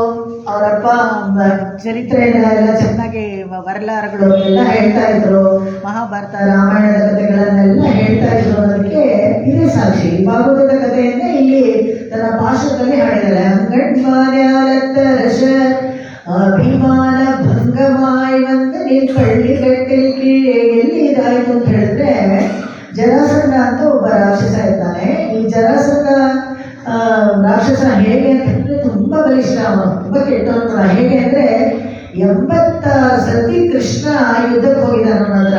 ಮತ್ತು 86 ಚೌರಾಶಿ ತೀರ ಅಂತ ಹೇಳಿದ್ರು. ಸೌರಾಷ್ಟ್ರ, ಇವತ್ತಿನ ಸೌರಾಷ್ಟ್ರ ಇದೆಯಲ್ಲ, ಅದಕ್ಕೆ ಚೌರಾಶಿ ಅಂತ ಹೇಳಿದ್ರು ಮಹಾಭಾರತದಲ್ಲಿ. ಅಲ್ಲಿ 86 ಸತಿ ಹೋಗಿ ಕೃಷ್ಣ ಸೋಸಕ್ಕಾಗಲಿಲ್ಲ ಅಂತ. ಬೇಗಂತಲೇ ಕೃಷ್ಣ ಅವನನ್ನ ಸೋಸಲ್ಲ. ಕಾರಣ ಏನಪ್ಪಾ ಅಂತ ಹೇಳಿದ್ರೆ, ಮುಂದೆ ಇವರನ್ನ ಭೀಮ ಸೋಲಿಸಿ ಅವನು ಜಗತ್ತಿಗೆ ಪ್ರಸಿದ್ಧ ಆಗಲಿ ಭೀಮ ಅಂತ ಸುಮ್ಮನೆ ಇರ್ತಾನೆ ಅಷ್ಟೇ. ಅಂದ್ರೆ ಪಲಾಯನ ಮಾಡಿರ್ತಾನೆ, ಯಾವ ಯುದ್ಧದಿಂದ ಪಲಾಯನ ಸೂತ್ರ ಮಾಡಿರ್ತಾನೆ ಯಾರೋ ಕೃಷ್ಣ.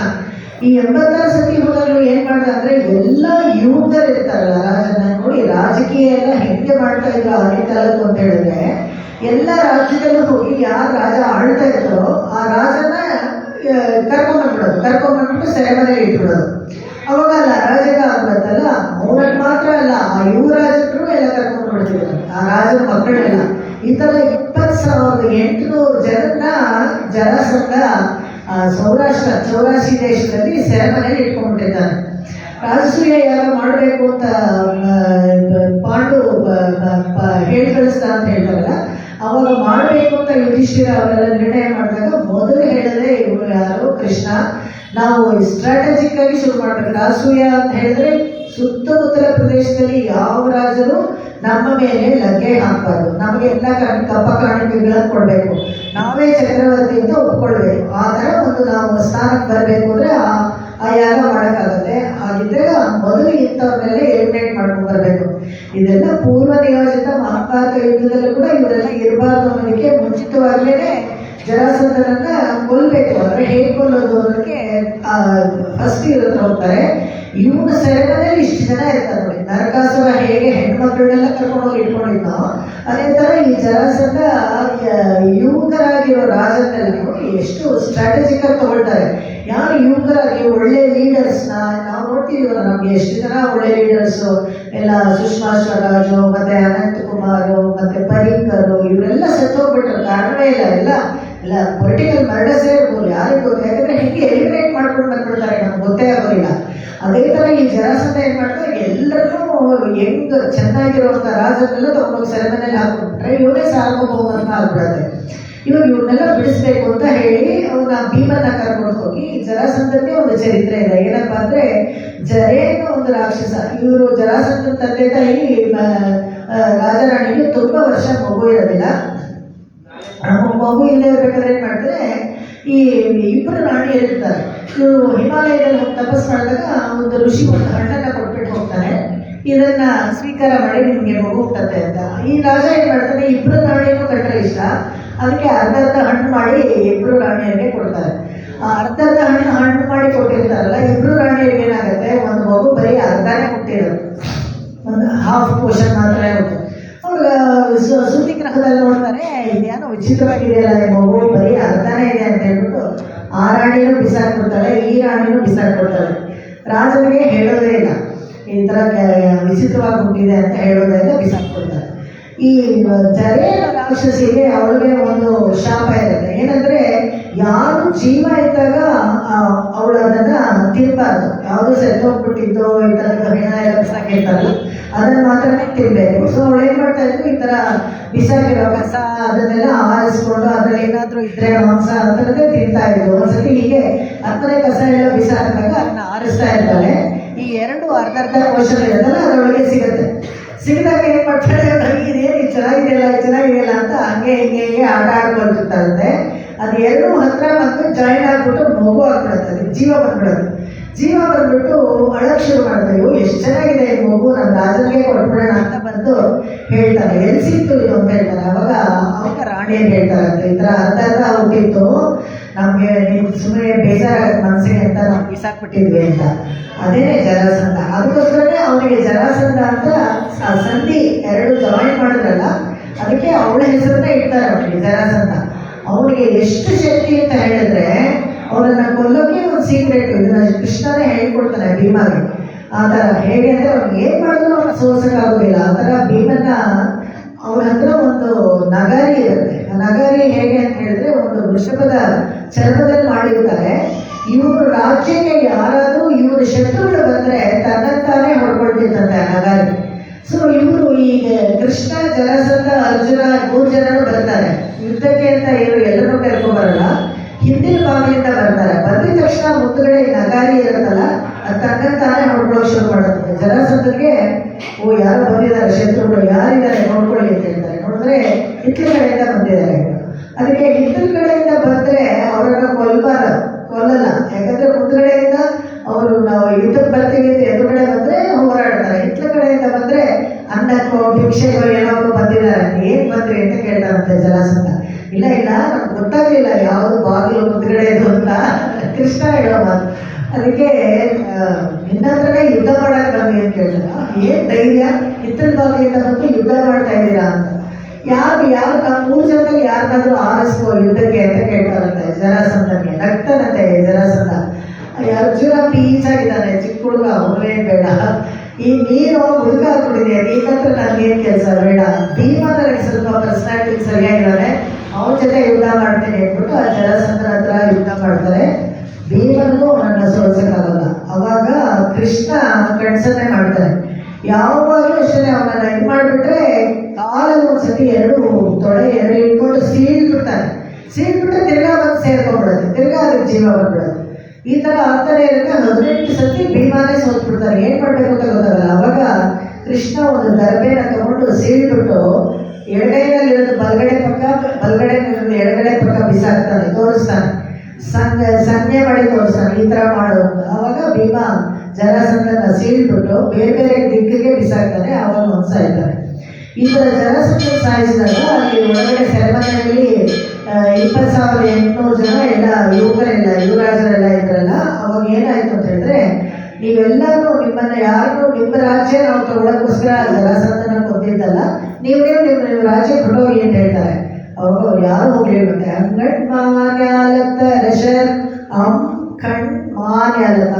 ಸುಂದರವಾದ ಭೂಮಿ. ಆ ಸುಂದರವಾದ ಭೂಮಿಯಲ್ಲಿ ಆಳ್ತಾ ಇದ್ದಿದ್ದಂತ ಈ ರಾಜರೆಲ್ಲ ಏನ್ ಮಾಡ್ತಾರೆ, ಎಲ್ಲರೂ ಬಂದು ಕೃಷ್ಣನ ಹತ್ರನೇ ಮಡ್ಡಿ ಇಟ್ಕೊಂಡು ಹೇಳ್ತಾರೆ, ನಮ್ಗೆ ನಮ್ಮ ರಾಜ್ಯನೇ ಬೇಕಾಗಿಲ್ಲ, ನಿನ್ನ ನೋಡಿದ್ರೆ ನಾವು ನಿಮ್ ಜೊತೆಗೆ ಬರ್ತೀವಿ ಅಂತ ಹೇಳ್ಬಿಟ್ಟು ಎಲ್ಲ ಇವನಿಗೆ ಫಾಲೋಯರ್ಸ್ ಆಗ್ತಿದ್ದಾರೆ. ಕೃಷ್ಣನ್ಗೆ ತುಂಬಾ ಸಂತೋಷ ಆಗುತ್ತೆ. ಇಲ್ಲ ನೀವೆಲ್ಲ ಅಲ್ಲೇ ಇರಿ, ಬೇಕಾದ್ರೆ ಯುಧಿಷ್ಠಿರ ಚಕ್ರವರ್ತಿ ಆಗಿರ್ತಾರೆ, ನೀವೆಲ್ಲ ಸಾಮಂತರಾಜನೇ ಆಗಿರಿ ಅಂತ.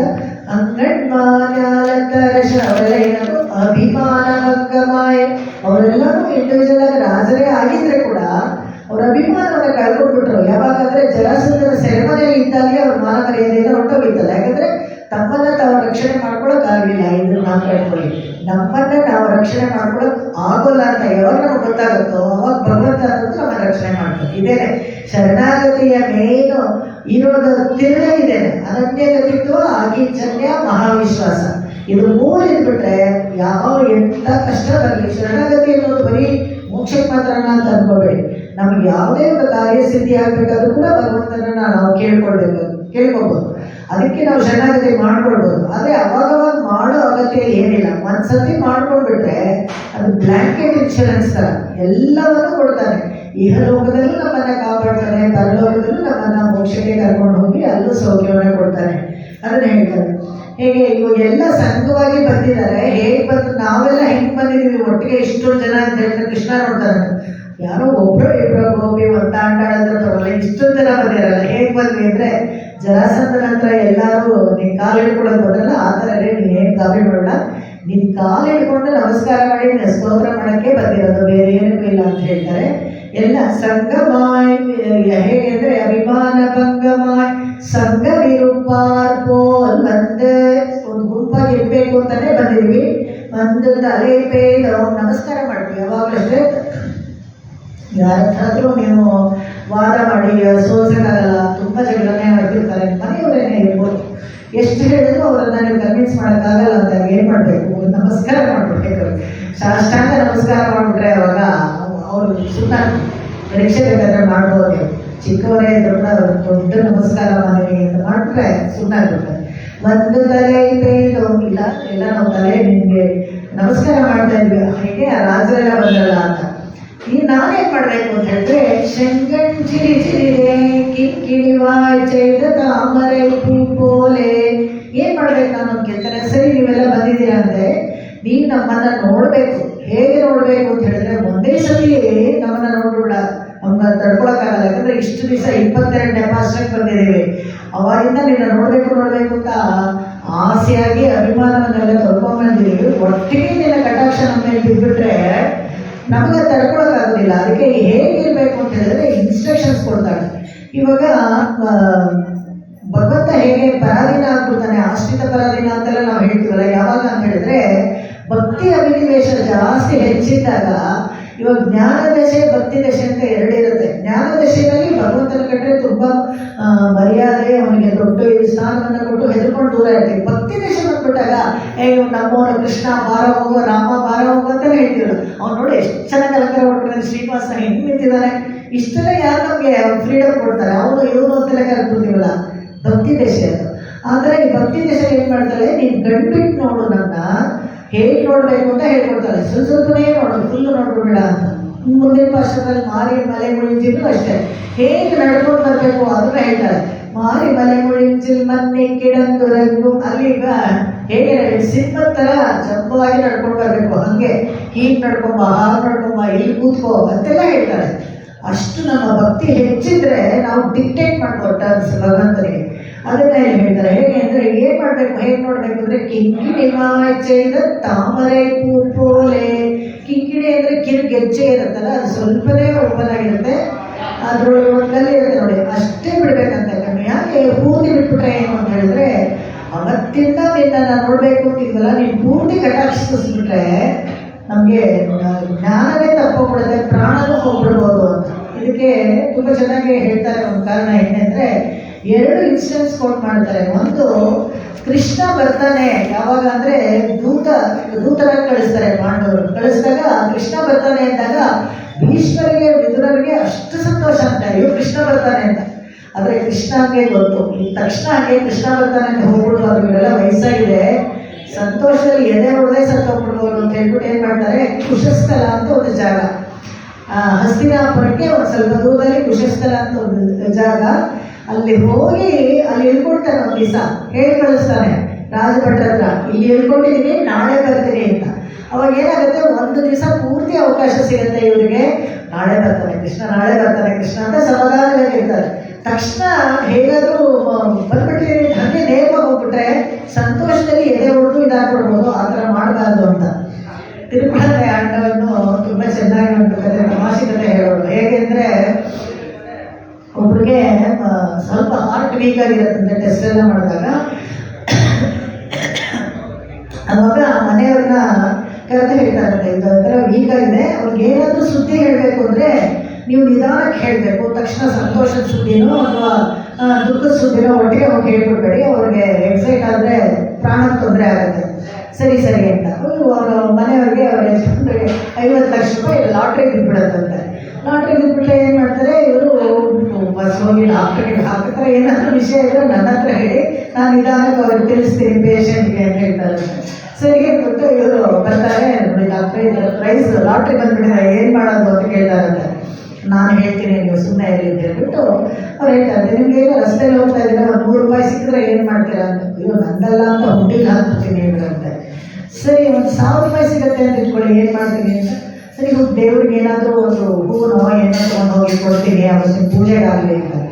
10,000 ರೂಪಾಯಿ ಸಿಕ್ಕಿದ್ರೆ ಏನು ಮಾಡ್ತೀರಾ, ಯಾವುದಾದ್ರೂ ಒಂದು ಸೇವೆಗೆ ಮಾಡಿಸ್ಬಿಡ್ತೀನಿ ಅಂತ. ಹೀಗೆ ಮೆತ್ತಗೆ ಹೇಳ್ಕೊಂಡು ಬಂದು 5 ಲಕ್ಷ ಅಂದರೆ 25 ಲಕ್ಷ ಅಂದರೆ 25 ಲಕ್ಷ ಬಂದರೆ ದೇವಸ್ಥಾನನೇ ಕಟ್ಸ್ಕೊಟ್ಬಿಡ್ತೀನಿ ನಾನು ಅಂದ್ರಂತೆ. 50 ಲಕ್ಷ ಬಂದರೆ 50 ಲಕ್ಷ ಬಂದರೆ 25 ಲಕ್ಷ ನಿಮಗೆ ಕೊಡ್ತೀನಿ ಅಂದ್ಬಿಡ್ತಾರೆ. ಡಾಕ್ಟ್ರ್ ಅಲ್ಲೇ ಸೆತ್ತೆ ಹೋಗ್ಬಿಟ್ಟಂತೆ.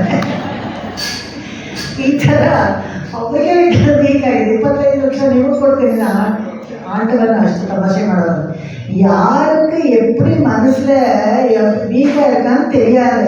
ಡಾಕ್ಟ್ರ್ ಏನು ವೈದ್ಯನಾದ್ರೂ ವೈದ್ಯೋ ನಾರಾಯಣೋ ಹರಿ ಅವನೇ ವೈದ್ಯ, ಇವ್ರು ಅಂದ್ಕೊಂಡ್ರೆ ಇವರು ವೀಕಾಗಿರುತ್ತೆ ಅಂತ. ನೀವು ಕೊಡ್ತೀವಿ ಅಂದ ತಕ್ಷಣ ಹಾಕ್ಕೊಂಡು ಅಲ್ಲೇ ಸೇರ್ಕೊಂಡಂತೆ ಡಾಕ್ಟ್ರ್. ಆ ಥರ ಅದಕ್ಕೋಸ್ಕರನೇ ತಕ್ಷಣ ಸ್ವಲ್ಪನೇ ನಿನ್ನ ಕಟಾಕ್ಷ ನಮ್ಮ ಮೇಲೆ ಬೀಳಬೇಕು, ಪೂರ್ತಿಯಾಗಿ ನೋಡ್ಬಿಡ್ಬೇಡ ಅಂತ. ಭಗವಂತನನ್ನ ಉರ್ಮಿಲ್ಲ ಅಂತ ಹೇಳ್ತಾರೆ. ಉರ್ಮಿಲ್ಲ ನೇತ್ರ ಯಾವಾಗಲೂ ಸ್ವಲ್ಪ ಲೇಸಾಗಿ ಮುಚ್ಚಿರೋ ಥರ ಕಣ್ಣೇ ನೋಡಬೇಕು ಯಾವಾಗಲೂ. ಈ ನೇತ್ರವನ್ನು ಬಿಡಿಸುವಾಗ ಒಂದು ತುಂಬ ಸ್ಪೆಷಲ್, ಅದು ಯಾವಾಗಲೂ ಅಷ್ಟೇ ಶಿಲ್ಪಶಾಸ್ತ್ರದಲ್ಲಿ ತುಂಬ ನಿಪುಣರಾಗಿರಬೇಕು. ಎಲ್ಲವನ್ನ ಮಾಡಿರ್ತಾರೆ, ಪ್ರತಿಷ್ಠೆ ಎಲ್ಲ ಮಾಡಿದಾಗಲೂ ಕೂಡ ಯಾವತ್ತು ಪ್ರಾಣ ಪ್ರತಿಷ್ಠೆ ಮಾಡ್ತಾರೋ ಅವಾಗ ಮಾತ್ರನೇ ಉರ್ಮಿಲ ಬಿಡಿಸ್ತಾರೆ. ಉರ್ಮಿಲ ಬಿಡಿಸ್ಬೇಕಾದ್ರೆ ಕನ್ನಡಿಯಲ್ಲಿ ನೋಡ್ಕೊಂಡು ಮಾಡ್ತಾರೆ, ಇಲ್ಲ ಎಣ್ಣೆ ತಟ್ಟಲ್ಲಿ ಇಟ್ಕೊಂಡು ಮಾಡ್ತಾರೆ. ತುಂಬ ಅದಕ್ಕೆ ಜಾಸ್ತಿಯಾಗಿ ಬಿಡಿಸ್ಬಿಡ್ಬಾರ್ದು. ಈ ಠಕಾರ ಥರ ಕನ್ನಡ ದೊಡ್ಡ ಠಾ ಇದೆಯಲ್ಲ, ಮಧ್ಯದಲ್ಲಿ ಒಂದು ಕಪ್ಪು ಚುಕ್ಕಿ ಆಲಿ ಹಾಗೆಲ್ಲ ನೇರವಾಗಿ ನೋಡ್ತಾ ಇದ್ದಾರೆ. ನೇರವಾಗಿ ಅದರದ್ದು ದೃಷ್ಟಿ ಬಿಡ್ತಾ ಇರೋದು ನಮಗೆ ಒಳ್ಳೆಯದಲ್ಲ. ಆ ಥರದ್ದು ಕೆಲವು ದೇವಸ್ಥಾನದಲ್ಲಿ ನಾನು ನೋಡಿದ್ದೀನಿ, ಆ ಥರ ಬಿಡಿಸ್ಬಿಟ್ಟು ಸರಿ ಇಲ್ಲ ಅಂತ ಆಮೇಲೆ ಒಂದು ಗೋಡೆ ಎಲ್ಲ ಕಟ್ಟಿದ್ದಾರೆ.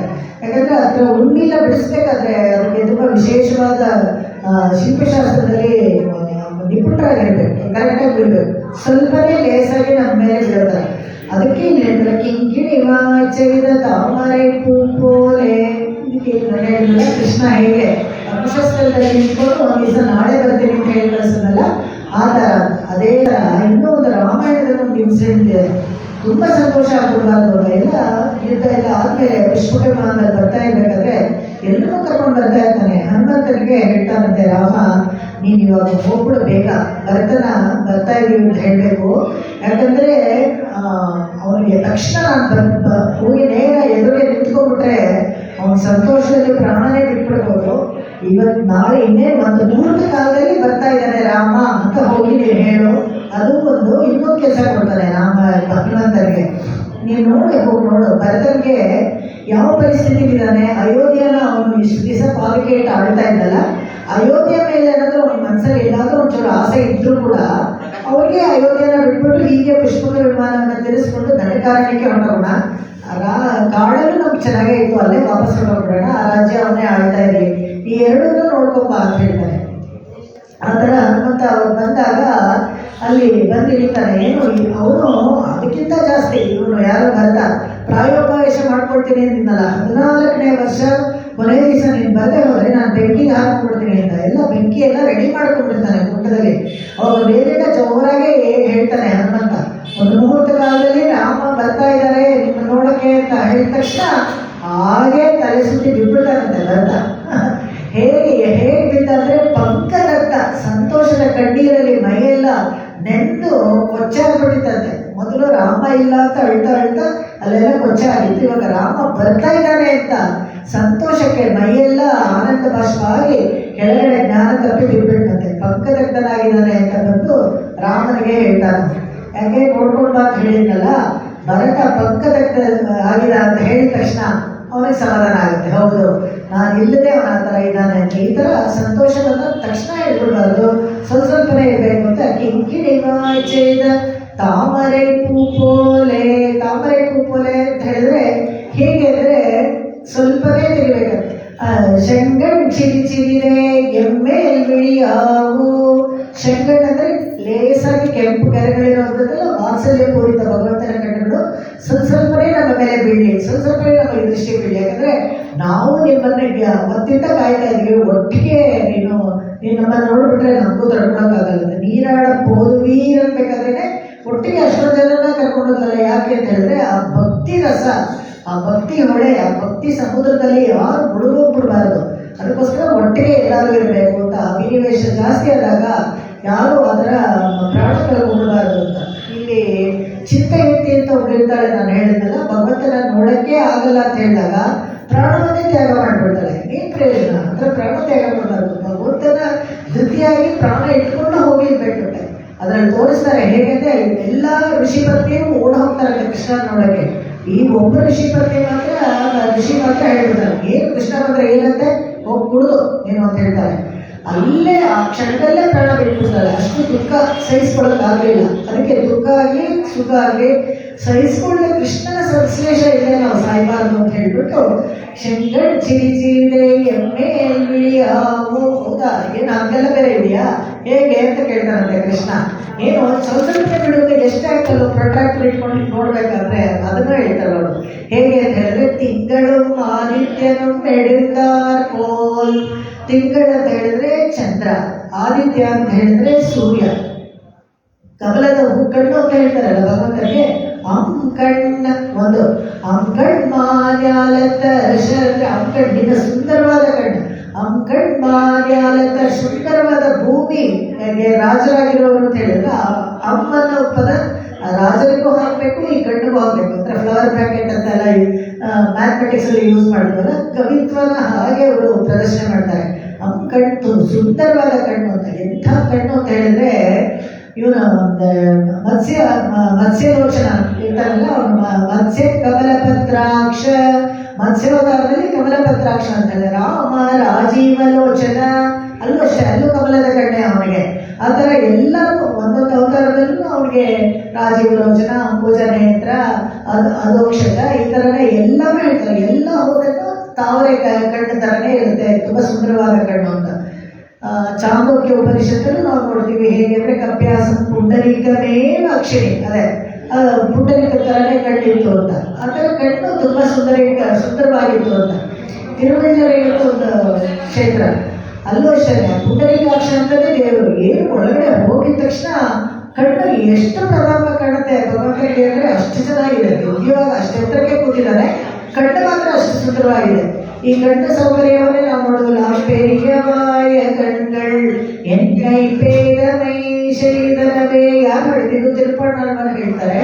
ಅವರು ಶ್ರೀರಂಗದಲ್ಲಿ ಲೋಕಸಾರಕ ಮುನಿ ಬೆಂಬಲೆ ಬಂದು ಒಳಗಡೆ ಹೋಗ್ತಾರೆ ದೇವಸ್ಥಾನದಲ್ಲಿ. ನೋಡ್ಬೇಕಾದ್ರೆ கொண்டல் மன்னனை கோவலனாய் வெண்ணை உண்டவாயன் என்னுள்ளம் கவர்ந்தானே அண்டர் கோணடியரங்கன் என்ன உரினை கண்ட கண்கள் ಮತ್ತೊಂದಿನೈ ಕಾಣಾವೆ. ನನ್ನ ಕಣ್ಣು ಅವರ ಕಣ್ಣನ್ನು ನೋಡಾಯ್ತು. ಅವ್ರನ್ನ ನೋಡಿದ್ಮೇಲೆ ನನಗೆ ಬೇರೆ ಇನ್ನೇನು ನೋಡಬೇಕಾಗಿಲ್ಲ ಅಂತ ಹೇಳ್ಬಿಟ್ಟು ಅಲ್ಲೇ ಅವರು ಪ್ರಾಣತ್ಯಾಗ ಹೋಗುತ್ತೆ ಅವ್ರಿಗೆ. ಆ ಥರ ಅಷ್ಟು ಸುಂದರವಾದ ಕಣ್ಣು. ದಯಾಶತಕದಲ್ಲೂ ವೇದಾಂತ ದೇಶಿಕರು ತುಂಬ ಚೆನ್ನಾಗಿ ವರ್ಣಿಸ್ತಾರೆ. ಅಂದರೆ ನಯನೇ ವಿಶಾಚಲೇತೋ ತಾರಾ ಮೈತ್ರಿ ತದಾ ನಯ ಕರುಣೆ ದೃಷ್ಟಸ್ತ್ವಯೈವ ಜನಿಮಾ ಅಪಕೃಷ್ಟಮನುಪಚ್ಯವನುಭವತಿ ಅಂತ ಹೇಳ್ತಾರೆ. ದಯಾಶತಕದಲ್ಲಿ ಏನು ಹೇಳ್ತಾರೆ ಅಂದರೆ ಭಗವಂತನ ನಾವು ನೋಡಬೇಕಾದ್ರೆ ಈ ತಾರಾ ಮೈತ್ರಿ ಅಂತ ಹೇಳ್ತಾರೆ. ತಾರಾ ಮೈತ್ರಿ ಅಂತ ಹೇಳಿದ್ರೆ ತಾರಾ ಅಂದರೆ ನಕ್ಷತ್ರಗಳು. ಮದುವೆಗಳಲ್ಲಿ ನೋಡ್ಬೇಕಾದ್ರೆ ಜಾತಕ ಇಟ್ಕೊಂಡು ನಕ್ಷತ್ರ ಎಲ್ಲ ಟ್ಯಾಲಿ ಆಗುತ್ತೆ ಅಂತ ತಾರಾ ಮೈತ್ರಿ ನೋಡ್ತಾರೆ. ವೇದಾಂತ ದೇಶಿಕರು ಹೇಳ್ತಾರೆ ತಾರಾ ಮೈತ್ರಿ ಅಂದರೆ ನೋಡಿದ ತಕ್ಷಣ ಲವ್ ಅಟ್ ಫಸ್ಟ್ ಸೈಟ್ ಅಂತದಲ್ಲ, ಕಣ್ಣಲ್ಲಿ ಆಗಿ ಇದೆಯಲ್ಲ ಅದು ಅವ್ರ ಜೊತೆಗೆ ಮಾತಾಡ್ಬೇಕಂತೆ. ಭಗವಂತನ ಜೊತೆಗೆ ಮಾತಾಡ್ಬೇಕು, fixed you are my friend ಅಂತ. ಆದ ತಾರಾ ಮೈತ್ರಿ ತನಾನಯ ಕರುಣೆ 100 ಹಾಡು ಬರೀತಾರೆ. ಭಗವಂತನ ಕೇವಲ ದಯೆಯ ಗುಣದ ಮೇಲೆ 100 ಹಾಡು ಬರೀತಾರೆ ವೇದಾಂತ ದೇಶಿಕರು. ತುಂಬ ಸುಂದರವಾದ ಪದ್ಯ. ಅಲ್ಲಿ ಸಾಕ್ಷಾತ್ ಘಂಟಾವತಾರ ಅವರು ಭಗವಂತನ ಮೇಲೆ ಬರೆಯೋಕ್ಕೇನೋ ಹೋಗೇನು ಕಷ್ಟ ಇಲ್ಲ, ಬರೆದ್ರು. ಅಲ್ಲಿ ಹೇಳ್ತಾರೆ ಭಗವಂತನ ಕಣ್ಣು ಆರಿ ಇದೆಯಲ್ಲ ಅದು ನಮ್ಮನ್ನ ನೋಡಬೇಕು ಅಂತ, ಅದರೊಳಗೆ ನಾವು ನೋಡಬೇಕು ಅಂತ. ಇದನ್ನ ಸೇಮ್ ತಿರುಮಂಗೆ ಆಡೋರು ಹೇಳ್ತಾರೆ. ನಾನು ನೋಡಿದೆ ಭಗವಂತನ ಎಲ್ಲಿ ನೋಡಿದೆ ಅಂದರೆ ನಿನ್ನ ಕಣ್ಣಲ್ಲಿ ನಾನು ನೋಡ್ತಾ ಇರೋ, ನನ್ನ ಕಣ್ಣಲ್ಲಿ ನಿನ್ನ ನೋಡಿದೆ. ಅಲ್ಲ, ಎದುರಿಗೆ ಭಗವಂತ ನಿಂತ್ಕೊಂಡಿದ್ದಾರೆ, ಭಗವಂತನ ನೋಡಿದೆ ಅಂತ ಹೇಳಲ್ವ. ನಿನ್ನ ಕಣ್ಣಲ್ಲಿ ನನ್ನ ನೋಡಿದೆ, ನನ್ನ ಕಣ್ಣು ಆಲಿಯೊಳಗೆ ನಿನ್ನ ನೋಡಿದೆ ನಾನು ಅಂತ. ಆ ಥರ ಹಾಗೆ ಭಗವಂತನ ದೃಶ್ಯ ನೋಡಬೇಕು. ಕಿಂಕಿಣಿ ಬಾಯಿಸೆ ಅಂತ ಹೇಳಿದ್ರೆ ಎಲ್ಲ ತಾವರೆ ಹೂ ಥರ ಇತ್ತು ಅಂತ ಹೇಳಿದ್ರೆ, ಇದೇ ಥರ ಮಾರುಕಟ್ಟೆಯವರು ಕೂಡ ಹೇಳ್ತಾರೆ, ಪಾಂಡವರಿಗೆ ವನವಾಸದಲ್ಲಿ ಹೋಗ್ಬೇಕಾದ್ರೆ ಇವ್ರು ಮತ್ತೆ ಮಗ ಅಂತೆಲ್ಲ ಅನ್ಕೋಬೇಡಿ, ಅವ್ನಿಗೆ ಕಣ್ಣು ನೋಡಿ, ಆ ತಾವರೆ ಕಣ್ಣು ಇದೆಯಲ್ಲ ತೋರಿಸ್ಕೊಟ್ಬಿಡತ್ತೆ. ಅವನು ಪುಂಡರೀಕಾಂಶ, ಅವನು ಪುಂಡರೀಕನಯನ ಪುಂಡರೀಕನಯನ ಆಳವಂತಾರೆ. ಹೇಳ್ಬೇಕಾದ್ರೆ ಯಾರು ಪರತತ್ವ, ಯಾರು ಇದು ಅಂತ ಹೇಳಿದ್ರೆ ಪುಂಡರೀಕನಯನ, ಯಾರಿಗೆ ಕಣ್ಣು ತಾವರೆ ಥರ ಇದೆಯೋ ಅವನೇ ಪರತತ್ವ. ಅವನನ್ನ ಯಾರ ಪಾದದ ನೀರು ಶಾಪ ವಿಮೋಚನೆ ಆಗಕ್ಕೆ ಕಾರಣವಾಯಿತು. ಯಾರಿಗೆ? ಇವನಿಗೆ, ರುದ್ರನಿಗೆ ಬ್ರಹ್ಮಕಪಾಲ ಕೈಗಂಟ್ಕೊಂಡ್ಬಿಟ್ಟಿತ್ತು, ಅವನಿಗೆ ಶಿವತ್ವ ಹೊಂಟೋಗ್ಬಿಟ್ಟಿತ್ತು. ಇವನು ಆ ಗಂಗೆನ ಇವನು ಪಾದದ ತೊಳೆದ ನೀರನ್ನು ಅವನ ಜೊತೆಯಲ್ಲಿ ಇಟ್ಕೊಂಡು 100 ವರ್ಷ ಇಟ್ಕೊಳ್ತಾನಂತೆ, ಬಿಡೋದೇ ಇಲ್ಲ. ಯಾವಾಗ ಬಿಡೋದು ಅಂದರೆ ಅಷ್ಟು ಸೌಖ್ಯವಾಗಿದೆ ಅವನಿಗೆ, ಬ್ರಹ್ಮಕ್ಕೆ ದೋಷ ಎಲ್ಲ ಹೋಗ್ಬಿಟ್ಟು. ಆಮೇಲೆ ಭಗೀರಥ ಬಂದಾಗ ಆ ನೀರನ್ನು ಬಿಡುವಂದಾಗ ಜೊತೆಯಿಂದ ಬಿಡೋದು. ಆ ಥರ ಯಾರ ಪಾದದ ತೊಳೆದ ನೀರಲ್ಲಿ ಇವನಿಗೆ ಶಿವತ್ವ ಬಂತೋ ನೀವು ತಿಳ್ಕೊಳ್ಳಿ ಯಾರು ಪರತತ್ವ ಅನ್ನೋದನ್ನ ನೀವು ನಿರ್ಣಯ ಮಾಡ್ಕೊಳ್ಳಿ ಅಂತ ಆಳವಂತರ ಅವರು ಸ್ತೋತ್ರದಲ್ಲಿ ಬರ್ಕೊಡ್ತಾರೆ ನಮಗೆ.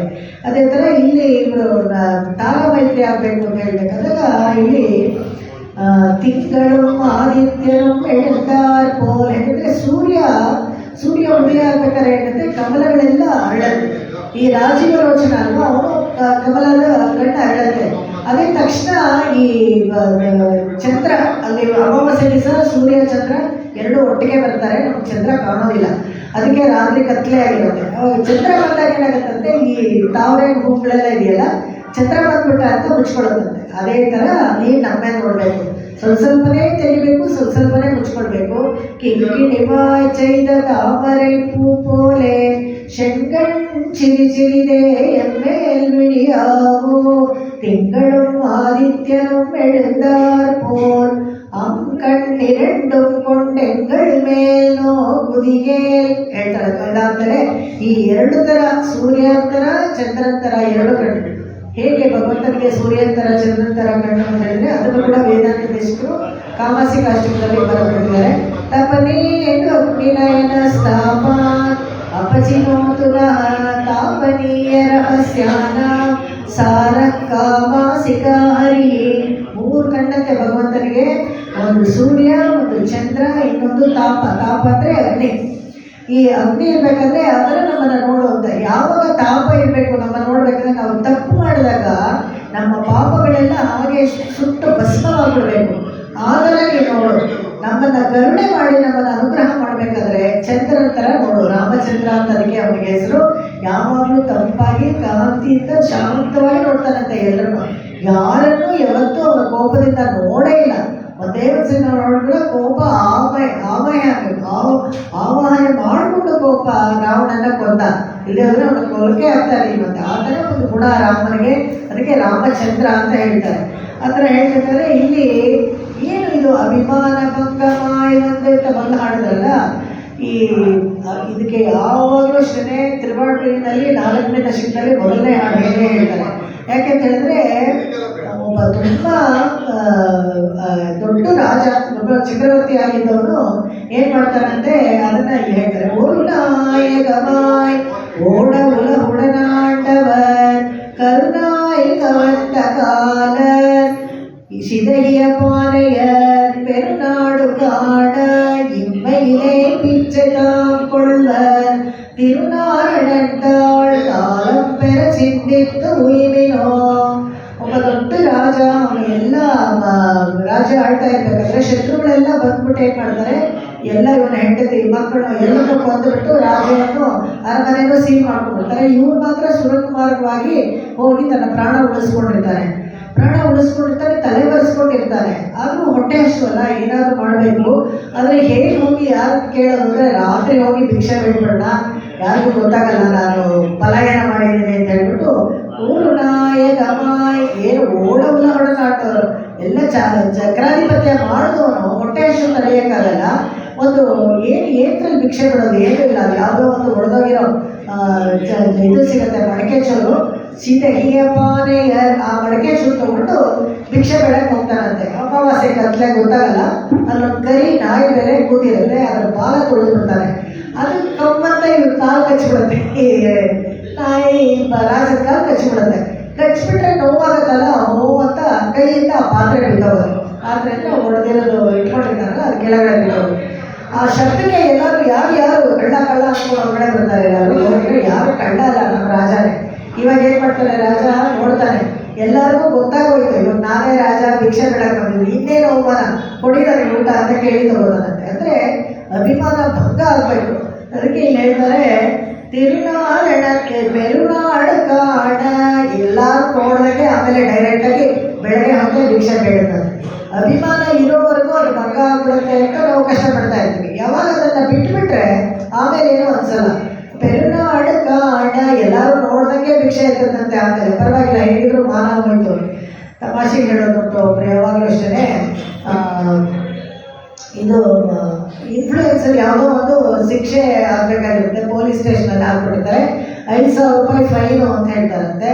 ಅದು ಏನಾದರೂ ಮಾಡಿ ಸ್ವಲ್ಪ ಕಡಿಮೆ ಮಾಡಿಸ್ಕೊಳ್ಬೇಕು ಅಂತ ನೋಡ್ತಾರೆ, ಇಲ್ಲ ಇನ್ನೇನೋ ಒಂದು ಶಿಕ್ಷೆ ಅದನ್ನು ಅನುಭವಿಸ್ಬೇಕು, ಅಲ್ಲೇನೋ ಚಪ್ಪಡಿ ಹೊಡಿಯೋದು, ಇನ್ನೇನೋ ಕಲ್ಲು ಹೊಡಿಯೋದು, ಅಯ್ಯೋ ಅದೆಲ್ಲ ಹೊಡಿಯೋಕೆ ಆಗ್ತಾ ಇಲ್ಲ ಅಂತ ಮತ್ತೆ 2 ದಿವಸ ಊಟ ಮಾಡ್ತಾ ಇರಬೇಕು ಜೈಲಲ್ಲಿ, ಅದು ಆಗ್ತಾ ಇಲ್ಲ ಅಂತ ಕೊನೆಗೆ ಏನು ಮಾಡ್ತಾರಂತೆ, ಉಪವಾಸನೂ ಇತ್ತು ನೋಡಿ, ಚಪ್ಪಡಿನೂ ಹೊಡೆದು, ಅಯ್ಯೋ ಹೋಗ್ಲಿ 5,000 ರೂಪಾಯಿ ಫೈನ್ ಕೊಟ್ಟು ಸಾಕು ಮಾಡ್ಕೊಂಡು ಹೊರಗಡೆ ಬಂದೆ ಅಂತ.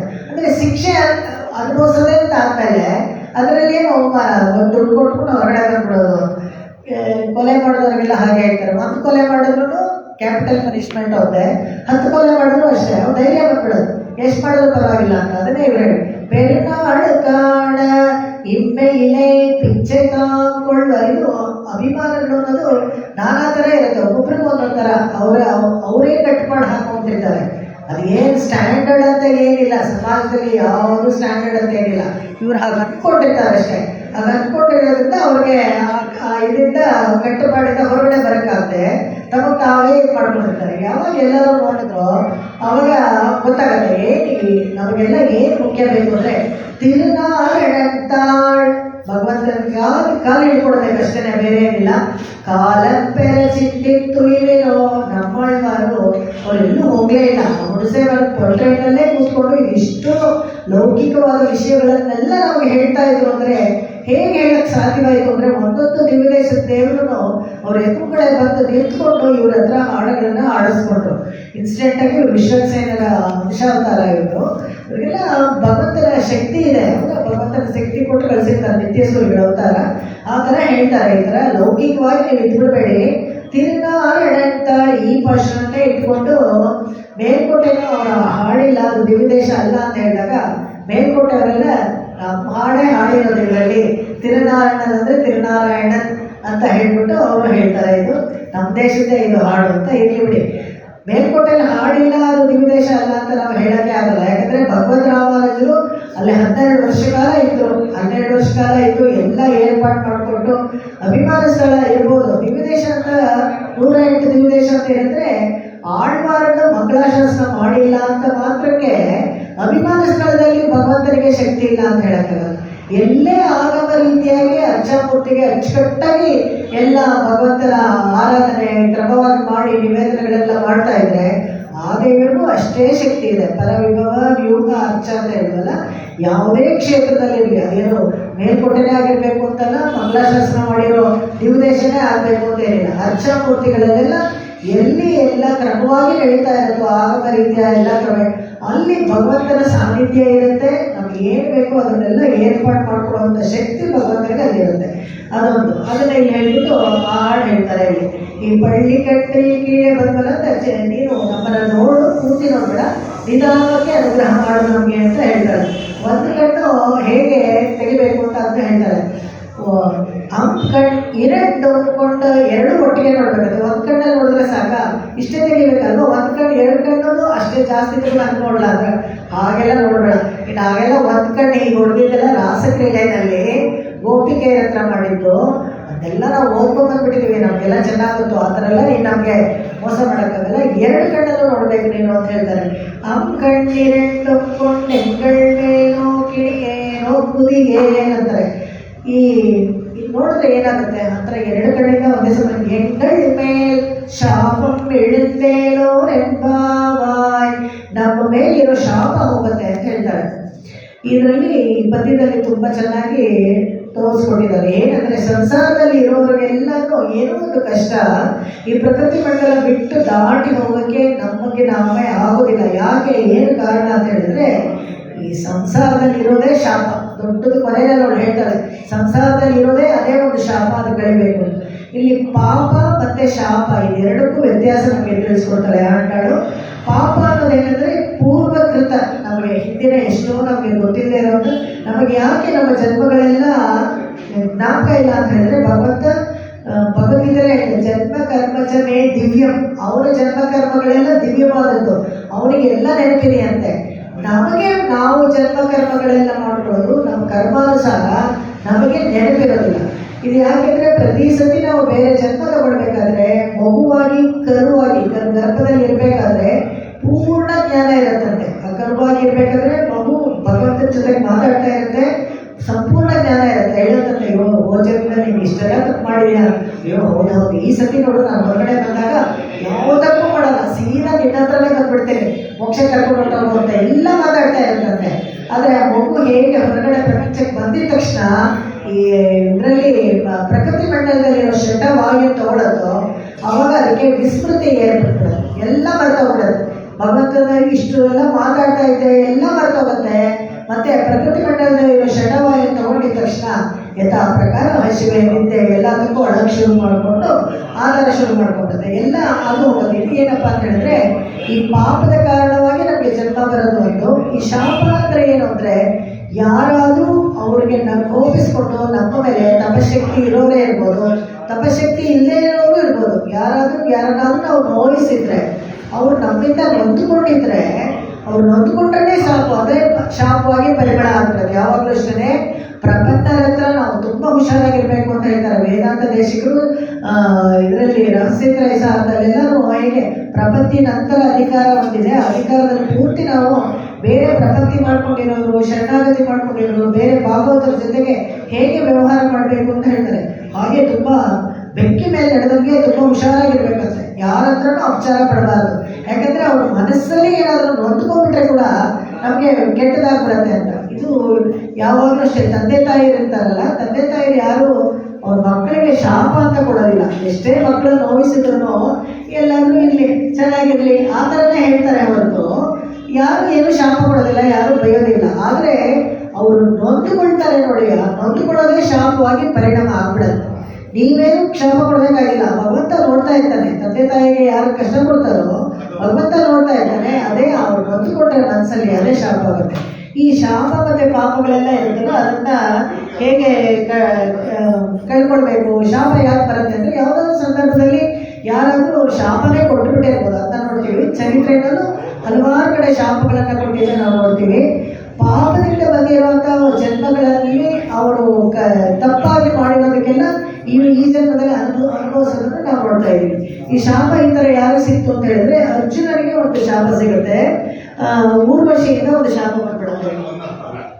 ಹೇಗೆ ಅಂತ ಹೇಳಿದ್ರೆ, ಪಾಶುಪತ ಅಸ್ತ್ರವನ್ನು ತಗೊಳ್ಬೇಕು ಅಂತ ಅರ್ಜುನ ಹೋಗ್ತಾನೆ. ಈ ಯುದ್ಧ ಕಾಲದಲ್ಲಿ ಹೋಗ್ಬೇಕಾದ್ರೆ ತುಂಬ ಸಿವಿಯರ್ ತಪಸ್ಸು, ಏನಂದರೆ ತುಂಬ ಕಟ್ಟುನಿಟ್ಟಾದ ತಪಸ್ಸು, ಏನು ಆಹಾರಗಳನ್ನು ಏನು ತಗೊಳ್ಬಾರ್ದು ಆ ಥರ ತಪಸ್ಸು ಮಾಡ್ತಾನೆ. ತಪಸ್ಸು ಮಾಡಬೇಕು, ಹೆಚ್ಚು ಕಡಿಮೆ ಒಂದು ಎಲ್ಲೂ ಗೂಡು ಥರ ಆಗ್ಬಿಟ್ಟಿದ್ದಾನೆ, ಅವನು ಆಹಾರನೇ ಇದೆ. ಇದು ಕೆಲವು ಹೇಗೆ ಅವನು ಉಸಿರಾಡ್ತಾ ಇದ್ದ ಅಂದರೆ, ಆ ಯುಗಧರ್ಮ ಒಂದು ಇರುತ್ತೆ, ಮೂಳೆಗಳಿರುತ್ತಲ್ಲ, ಮೂಳೆಗಳೇ ಉಸಿರಾಡ್ತಾ ಇರುತ್ತೆ. ಕೃತಿಯುಗದಲ್ಲೆಲ್ಲ ಹಾಗೆ ಇರುತ್ತೆ, ಮೂಳೆಗಳೇ ಉಸಿರಾಡ್ತಾ ಇತ್ತು. ಆಮೇಲೆ ತ್ರೇತಾಯುಗದಲ್ಲೆಲ್ಲ ಮಾಂಸಖಂಡ ಅದು ಎಲ್ಲನೂ ಅದಿರೋವರೆಗೂ ಜೀವ ಹೋಗಲ್ಲ, ಅದು ಪೂರ್ತಿ ಅದು ಉಸಿರಾಡ್ತಾ ಇರುತ್ತೆ. ದ್ವಾಪರ ಯುಗದಲ್ಲಿ ರಕ್ತ ಅಂತ ಎಲ್ಲ ಹೇಳ್ತಾರೆ. ಈ ಕಲಿಯುಗದಲ್ಲಂತೂ ತುಂಬ ಕಡಿಮೆ, ಅವರಿಗೆ ಆಯುಸ್ ಪುಸ್ತಕ ಉಸಿರಾಟದಲ್ಲೇ ಅವ್ರು ಹೋಗ್ತಾರಲ್ಲ. ಒಂದೊಂದು ಯುಗದಲ್ಲಿ ಆ ಥರ ಇರುತ್ತೆ. ಈ ಥರ ಹೇಗೆ ಅರ್ಜುನ ಆ ಥರ ಬರೀ ಮೂಳೆ ಆಗಿದ್ರು, ವಾಲ್ಮೀಕಿಗಳು ಹೇಳ್ತಾರೆ ಮೂಳೆ ಥರ ಇತ್ತು ಅಂದರೆ, ಮೂಳೆ ಕೂಡ ಉಸಿರಾಡ್ತಾ ಇರುತ್ತೆ, ಆಕ್ಸಿಜನ್ನ ಡೈರೆಕ್ಟಾಗಿ ತಗೊಳ್ತಾ ಇರುತ್ತೆ. ಅದರಿಂದ ಆ ಥರ ಇಲ್ಲ ಅಂತ. ಅವನಿಗೆ ಏನಾಗುತ್ತೆ, ಪಾಶುಪತ ಇಂದ್ರ ಬರ್ತಾನೆ. ಇಂದ್ರ ಬಂದು ನೋಡ್ಬಿಟ್ಟು, ಅಯ್ಯೋ ನನ್ನ ಮಗ ಇಷ್ಟೊಂದು ಇದಾಗ್ಬಿಟ್ಟಿದ್ದಾನೆ, ಪಾಶುಪತ ಶಿವಲಿಂಗ ತಗೊಳ್ತಾನೆ, ನೀನು ಬಾ, ನೀನು ಬಂದ್ಬಿಟ್ಟು ಅಲ್ಲಿ ಅಮರಾವತಿನ ಸ್ವಲ್ಪ ಸುಧಾರಿಸ್ಕೊಂಡು ಹೋಗು, ನೀನು ತಿರ್ಗಾ ಬಲಿಷ್ಠನಾಗಿ ಮಾಡ್ಬಿಟ್ಟು ಕಳಿಸ್ತೀನಿ ಅಂತ ಹೇಳ್ಬಿಟ್ಟು ಕರ್ಕೊಂಡು ಹೋಗ್ತಾನೆ ಇಂದ್ರ.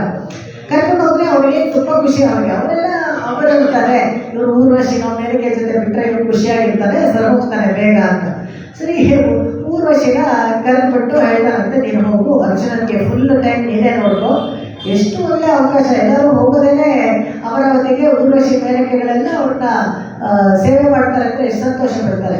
ಊರ್ವಶಿ ಬಂದಿದ ತಕ್ಷಣ ಇವರು ಎದ್ದು ಕೂತು ಬಿಡ್ತಾರಂತೆ. ಎದ್ದಿಟ್ಕೊಂಡು ಕೈ ಜೋಡಿಸ್ಕೊಂಡು, ಅಮ್ಮ ನೀನು ನಮ್ಮ ಅಪ್ಪನ ಗಂಡ ಹೆಂಡತಿ, ನೀನು ತಾಯಿ ಸಮಾನ ತಲೆ ಚರ್ಚ್ಕೋತಾರಂತೆ ಊರ್ವಶಿ. ಅಯ್ಯೋ ಇಲ್ಲೆಲ್ಲ ನೀನು ಮನುಷ್ಯನ ಥರ ಮಾತಾಡ್ಬೇಡ, ನೀನು ದೇವತೆಗಳನ್ನೇ ಬೇರೆ ಒಂದು ಭಾಷೆ, ನನ್ನನ್ನು ನೀನು ಸೇವೆ ಮಾಡಕ್ಕೆ ಬಿಟ್ಟಿದ್ದಾರೆ. ನೀವು ನನಗೆ ಸೇವೆ ಮಾಡೋದ, ಏನು ಬಿಡ ಅಲ್ಲಿ ಇಟ್ಬಿಟ್ಟು ಹೋಗಿ ನಾನು ತೊಗೋತೀನಿ ಅಂತಾರೆ. ಇಲ್ಲ ಇವತ್ತೆಲ್ಲ ಇಲ್ಲೇ ಇರ್ತೀನಿ ನಾನು, ನೀವು ಇಲ್ಲಿರೋವರೆಗೂ ನಾನೇ ಇಲ್ಲಿ ಇರ್ತೀನಿ ಅಂತಾರೆ. ಇವ್ರು ತುಂಬ ಭಯ ಆಗ್ಬಿಡುತ್ತೆ. ಖಂಡಿತವಾಗ್ಲೂ ಅದೆಲ್ಲ ಸಾಧ್ಯವೇ ಇಲ್ಲ, ಅವೆಲ್ಲ ನಾನು, ನೀವು ನಮ್ಮ ತಾಯಿ ಸಮಾನ ಅಂತ ಹೇಳ್ತಾ ಇದ್ದಾರಂತೆ. ಕೊನೆಗೆ ಕೋಪ ಬಂದ್ಬಿಟ್ಟು ಊರ್ವಶಿಗೆ ಶಾಪ ಕೊಟ್ಬಿಡ್ತಾಳೆ, ನೀನು ನಪುಂಸಕನಾಗ್ಬಿಡು ಅಂತ ಅವ್ರು ಶಾಪ ಕೊಟ್ಬಿಡ್ತಾಳೆ. ಅವಾಗ ಏನು ಮಾಡೋದು ಅಂತಿದ್ದಾಗ, ಈ ನಪುಂಸಕನಾಗಿದ್ದಲ್ಲ ಅದನ್ನು ಬುರನ್ ಹೇಳಿದ್ರೆ ಅವನು ಶಾಪ ಒಂದು ಪರ್ಟಿಕ್ಯುಲರ್ ಟರ್ಮಲ್ಲಿ ಯೂಸ್ ಮಾಡ್ಕೊಳ್ತಾರೆ. ಇದು ಒಂದು ಶಾಪ. ಯಾಕಂದರೆ ಅವರು ಯಾವುದು ಶಾಪ ಯಾವುದು ಪಾಪ ಅಂತ ವ್ಯತ್ಯಾಸ ಗೊತ್ತಾಗಬೇಕು, ಅದನ್ನು ಹೇಗೆ ಪರಿಹಾರ ಮಾಡ್ಕೊಳ್ತಾರೆ ಅದು ಗೊತ್ತಾಗಬೇಕು. ಅದೇ ಥರ ಇಂದ್ರನಿಗೆ ಒಂದು ಶಾಪಗಳಲ್ಲಿ ಇವಾಗ ನಾನು ಹೇಳ್ತಾರೆ, ದೂರ್ವಾಸರಿಂದ ಶಾಪ ಬರುತ್ತೆ. ಇಂದ್ರನಿಗೆ ಹಲವಾರು ಸತಿ ಶಾಪ ಬಂದಿದೆ. ಗೌತಮ ಮನಿ ಹತ್ರ ಇಂದನೂ ಶಾಪ ಬರುತ್ತೆ. ಅಹಲ್ಯನ ಹೋಗಿ ಅನುಭವಿಸ್ಬೇಕು ಅಂತ ನೋಡ್ತಾನೆ, ಕೆಟ್ಟು ಬುದ್ಧಿ. ಋಷಿ ಪತ್ನಿನ ಯಾರಾದರೂ ಅಂತ ನೋಡ್ತಾರೆ, ಗೌತಮಂತರ ವೇಷ ಹಾಕೊಂಡು ಹೋಗಿ ಅನುಭವಿಸ್ಬಿಟ್ಟು ಬರ್ತಾನೆ. ಇದು ತಪ್ಪಾಯಿತು. ಅದಕ್ಕೋಸ್ಕರ ಅವನಿಗೆ ಒಂದು ಕೆಟ್ಟ ಶಾಪ ಕೊಡ್ತಾರೆ. ಆಮೇಲೆ ದೇವತೆಗಳೆಲ್ಲ ಹೇಗೆ ಅಂದರೆ, ಈ ಥರ ನಮ್ಮ ರಾಜನ ದೇವಾದಿ ದೇವತೆನ ಈ ಥರ ನಾವು ನೋಡೋಕ್ಕಾಗಲ್ಲ ಅಂತಲೇ ಸಹಸ್ರ ನೇತ್ರ, 1000 ಕಣ್ಣು, ಮೈಯೆಲ್ಲ 1000 ಕಣ್ಣು ಆಗೋ ಥರ ಶಾಪ ಕೊಡ್ತಾರಂತೆ. ಹೌದು, ಸ್ವಲ್ಪ ಮಾಡಿಫೈ ಮಾಡ್ತಾರೆ. ಹೇಗೆ ಅಂತ ಹೇಳಿದ್ರೆ ಅವ್ರ ಮೈಯೆಲ್ಲ ಜನನಾಂಗ ಆಗಬೇಕು ಶಾಪ ಕೊಟ್ಬಿಡ್ತಾರೆ. ಇದೆಲ್ಲ ಹೇಳಕ್ಕೆ ನಾಚಿಕೆ ಬರ್ಕೋತಾರೆ ಕೆಲವರೆಲ್ಲ. ಅಂದರೆ ಹೇಳಬೇಕು, ಯಾಕಂದರೆ ಅವ್ರು ಮಾಡಿದ್ದಷ್ಟು ಕೆಟ್ಟ ಕೆಲಸ.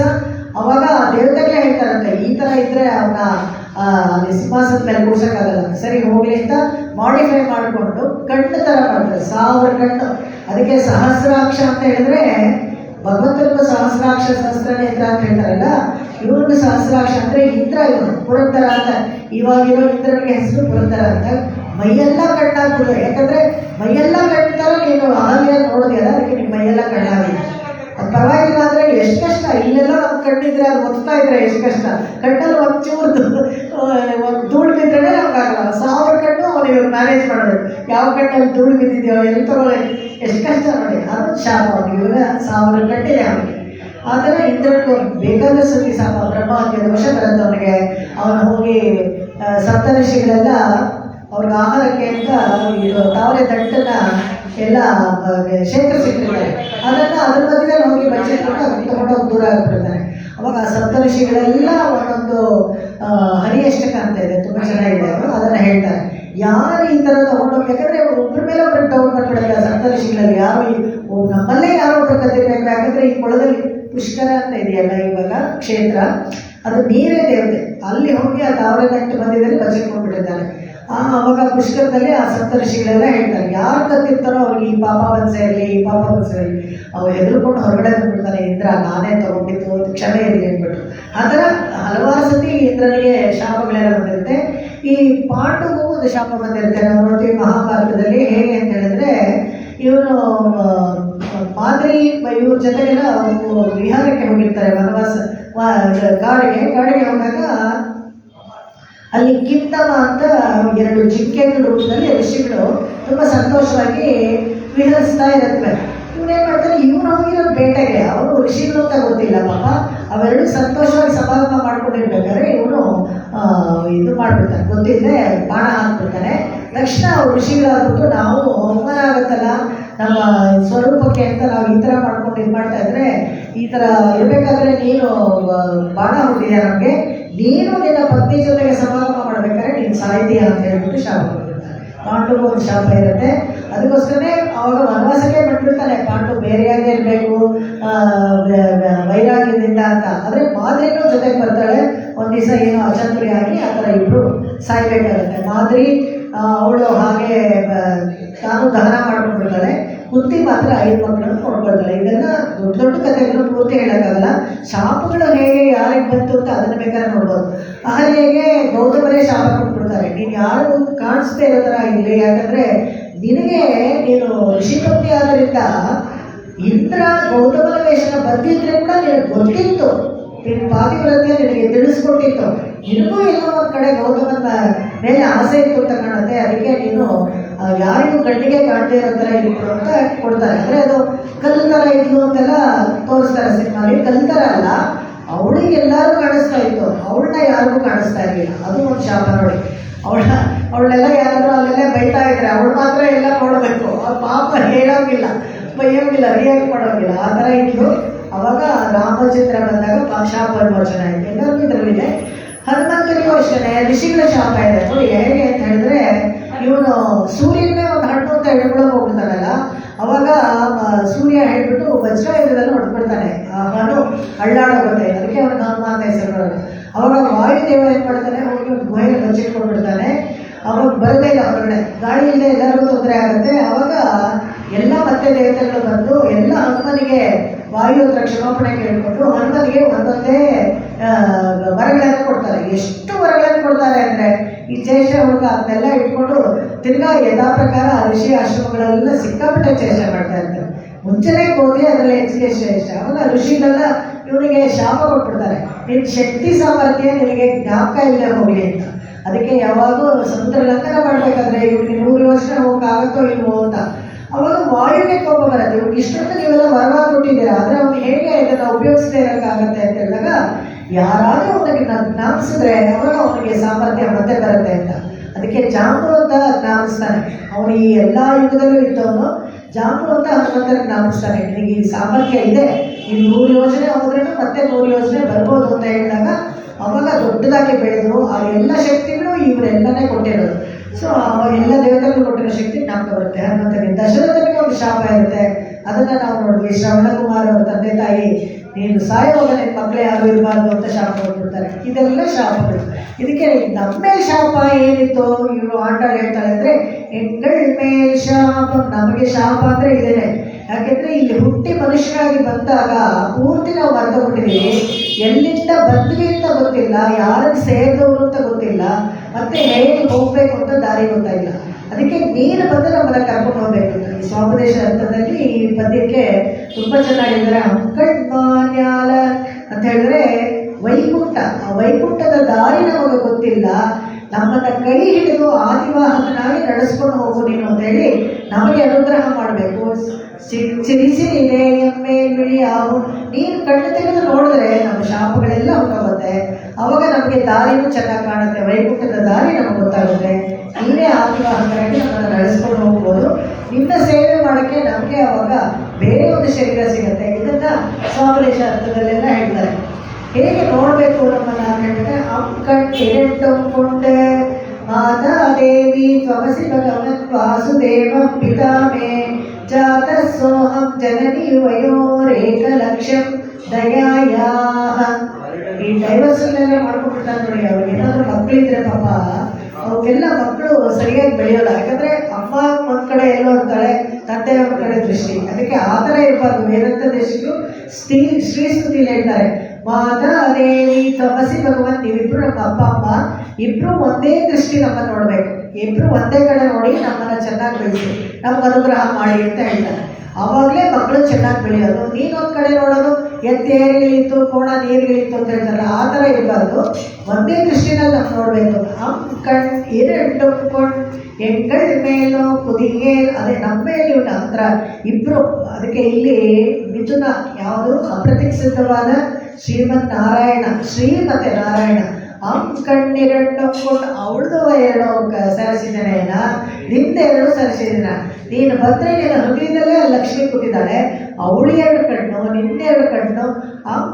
இரண்டொக்கொண்ட எங்கள் மேலோ குதிகேல் எங்கள் மேல் ಶಾಪಂ ಇಳಿந்தೇಲೋ ಎಂಬಾವಾಯ್. ನೀವಿಬ್ಬರು ಬಂದು ನಮ್ಮನ್ನು ಅನುಗ್ರಹ ಮಾಡಿದ್ರೆ ನಮ್ಮ ಮೇಲಿರೋ ಶಾಪ ಎಲ್ಲ ಹೋಗುತ್ತೆ, ನೀವು ನನಗೆ ಸಿಗ್ತೀರಾ, ಅನುಗ್ರಹ ಮಾಡಿಕೊಂಡು ನಾವು ಕೈಕರ್ಯ ಮಾಡ್ಬೋದು ಅಂತ ಸಂತೋಷ ಮುಗಿಸ್ತಾರೆ. ಮುಂದಿನ ಪಾಶರ ಮಾರಿಮಲೆ ಕೋಳಿಂದಲೇ ಹೇಗೆ ಬರಬೇಕು, ಹೇಗೆ ಕೂತ್ಕೊಳ್ಬೇಕು ಅಂತೆಲ್ಲ ಹೇಳ್ತಾರೆ.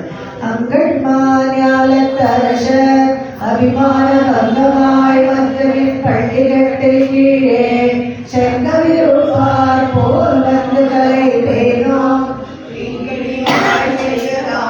பூ போலே செங்கல் சிறிதே எம்மேலுடியாவோ திங்களும் ஆதித்யனும் எழுந்தார் போல் அங்கள் இரண்டும் கொண்டெங்கள் மேல் நோக்குரியே எங்கள் மேல் சாபம்